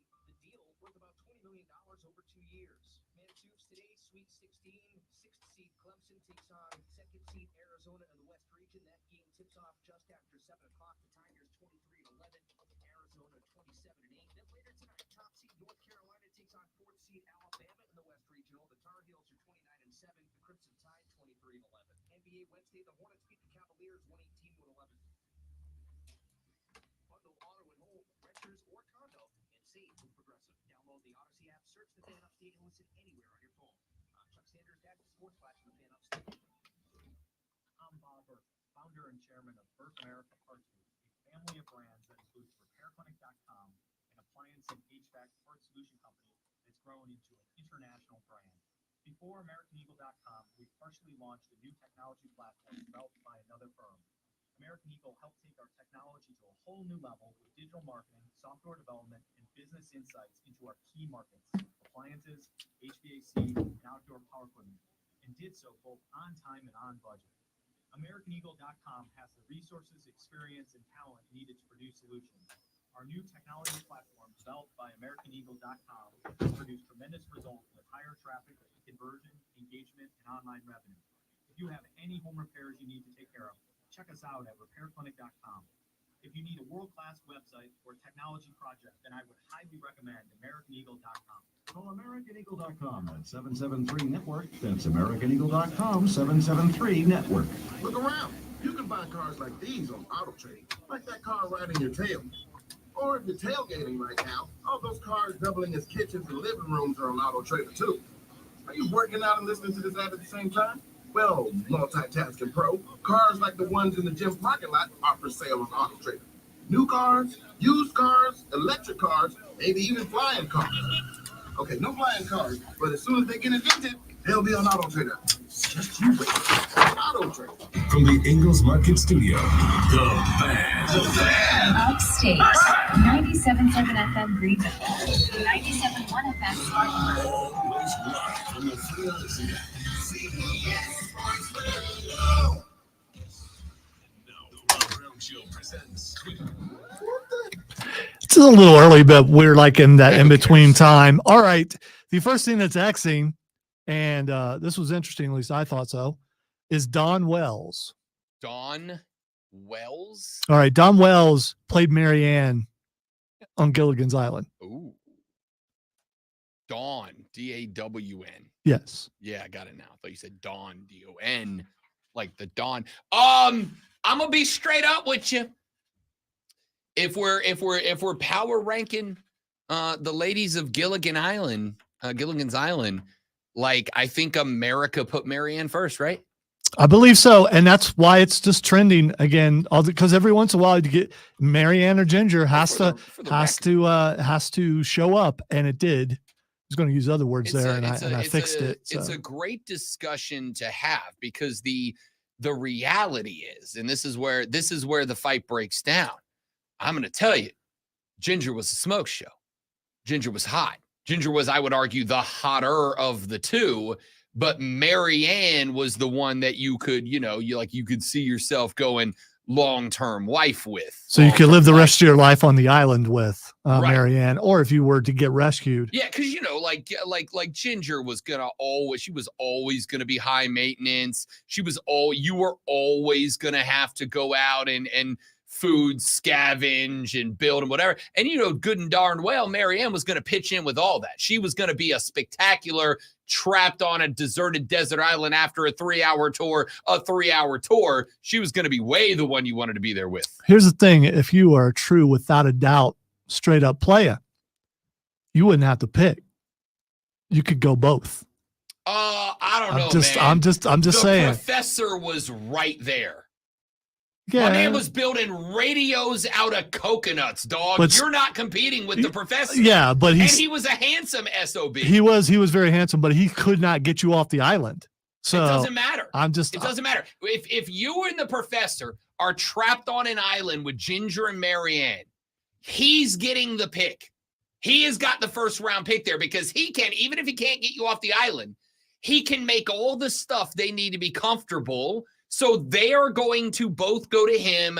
He's going to get his pick, and you're going to get whoever has to settle. That's me too. I was going to say, I think you think lesser of yourself because I would think that if you were there on the island, you'd be the go-to guy. No, for what? I mean, what can you do the professor can't? He's young, he's handsome, he's jacked, he can build stuff. I don't know that he was jacked. He was he was an in-shape bro. I'm not saying this to be weird or like derogatory, because me too.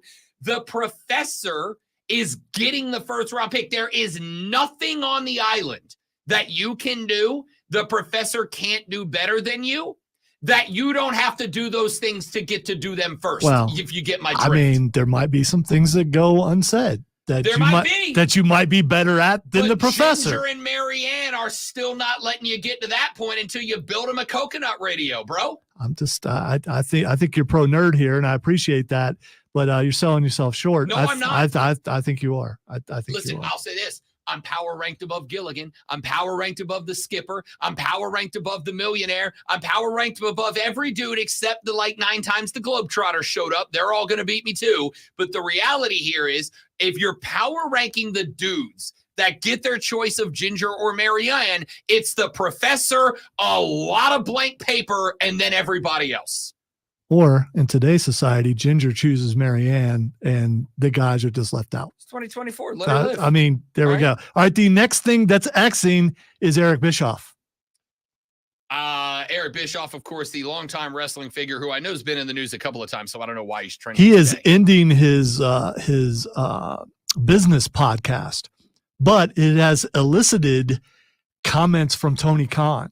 And so Tony Khan is going back and forth with Bischoff about his failed business podcast. All right. Another one of those cases where someone is, doesn't need to comment, but they are. As has been said many times, I am an AEW stan. I want it to succeed. I want it to be great. I truly believe competition breeds greatness. Tony, my guy. You got to stop, dude. Like, I think the problem is Tony's one of those dorks that thinks that wrestling is real life, like is his real life. Well, Lonzo and I've made the joke. It's not entirely a joke, but like everything is wrestling, right? Because wrestling, it's a mirror. It's a distorted mirror on real life. I think Tony thinks everything is wrestling. So I think Tony thinks every conversation that ever happens anywhere needs a face and needs a heel. It's not how the world works entirely, my guy. Like, you don't have to start feuds with everybody. Just make your wrestling good. All right. Make it good. One last thing. Florence Pugh is Xing. I saw that one earlier too. They're filming Thunderbolts. They've started. Florence Pugh can do anything she wants. You remember Thunderbolts? You know what that is? It's like the Avengers, and she's showing the chair with the I just saw the thing on it. of Yeah. So I love Florence Pugh. By the way, she was so good in Black Widow. she was. She was also good in Hawkeye. Why do you do the hair flip? When she's making macaroni and cheese for she's Kate Bishop. great. Yes. She's great. I love her.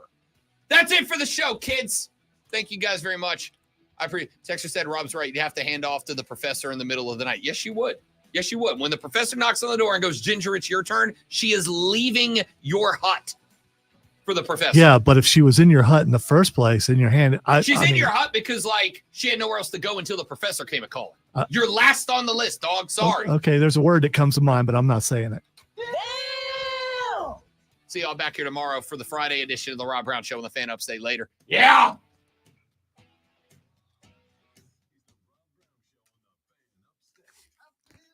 So in that scenario, the professor got seconds. That's what. Yeah, in the scenario you just said. In a world in which Marianne has a choice, you are the second choice. That's not an insult. You don't have to take it as an insult. Ain't nobody out there with you, except for that one texter. And it's just, no. Dude, what are you talking about? All right, I have to take this. I have to take this debate public to the ladies. I need to tomorrow. I'm asking the lady listeners to chime in on this. This is an important conversation.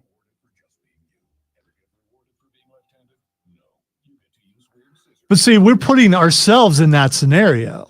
So if you're going to do this, then you're like setting every other guy up for disappointment. Dude, every guy is listen. If you are going to tell me you outpull a professor, you have to be handsome because he's a handsome fella. Yeah. There were episodes he had his shirt off. He's in shape, real good shape. He can build anything out of nothing and do it consistently. Except for a boat. He had the nicest hut on the island because he's the professor. Like, what do you bring to the table that outranks the professor? Literally name me anything you do better than the professor that he can't get to before you do. Sense of humor. The professor was hilarious, dude. Was he? He was a goofball. He was hilarious. Yes. Now I have to go home and watch Gilligan's Island, for God's sake. It's baseball day. I didn't do baseball for like the last hour and a half, by the way. You're all welcome. There is nothing you are bringing to the island that the professor can't outdo you. Nothing. There's nothing you got he don't got. I disagree. I'm not even name it. I am not putting myself in the scenario. I've been putting you in the scenario. Put me in the scenario. And There's I think I do better than the professor. I'll put Cole in the scenario. I will put Diesel in the scenario. All three of you guys, you're better than the professor. No, we're not. You are. And it's okay to admit it. There's nothing wrong with it. The professor was a stud, dude. A stud. The only thing would be is if they got with the professor on night 1 and they found out he was a bad lover. They're like, maybe you're there. Like maybe you can like pull one after they find out he's a lazy lover. That's it. That's all you got. All I'm saying is the professor didn't seem that interested. He was more interested in his gadgets and his inventions. And if you want someone to not pay, even the prudest dude is eventually going to be like, how long were they on that island? They were there for a long time. Like seasons. Right. This is my favorite dumb argument we've ever had. All right, guys, that's it for us. Thanks for hanging out. Be ready for this conversation tomorrow. All right. I want you to power rank yourself. We're all going behind. And tomorrow's Friday. So yeah, why not? All right. Y'all have a great day. See you tomorrow. Goodbye.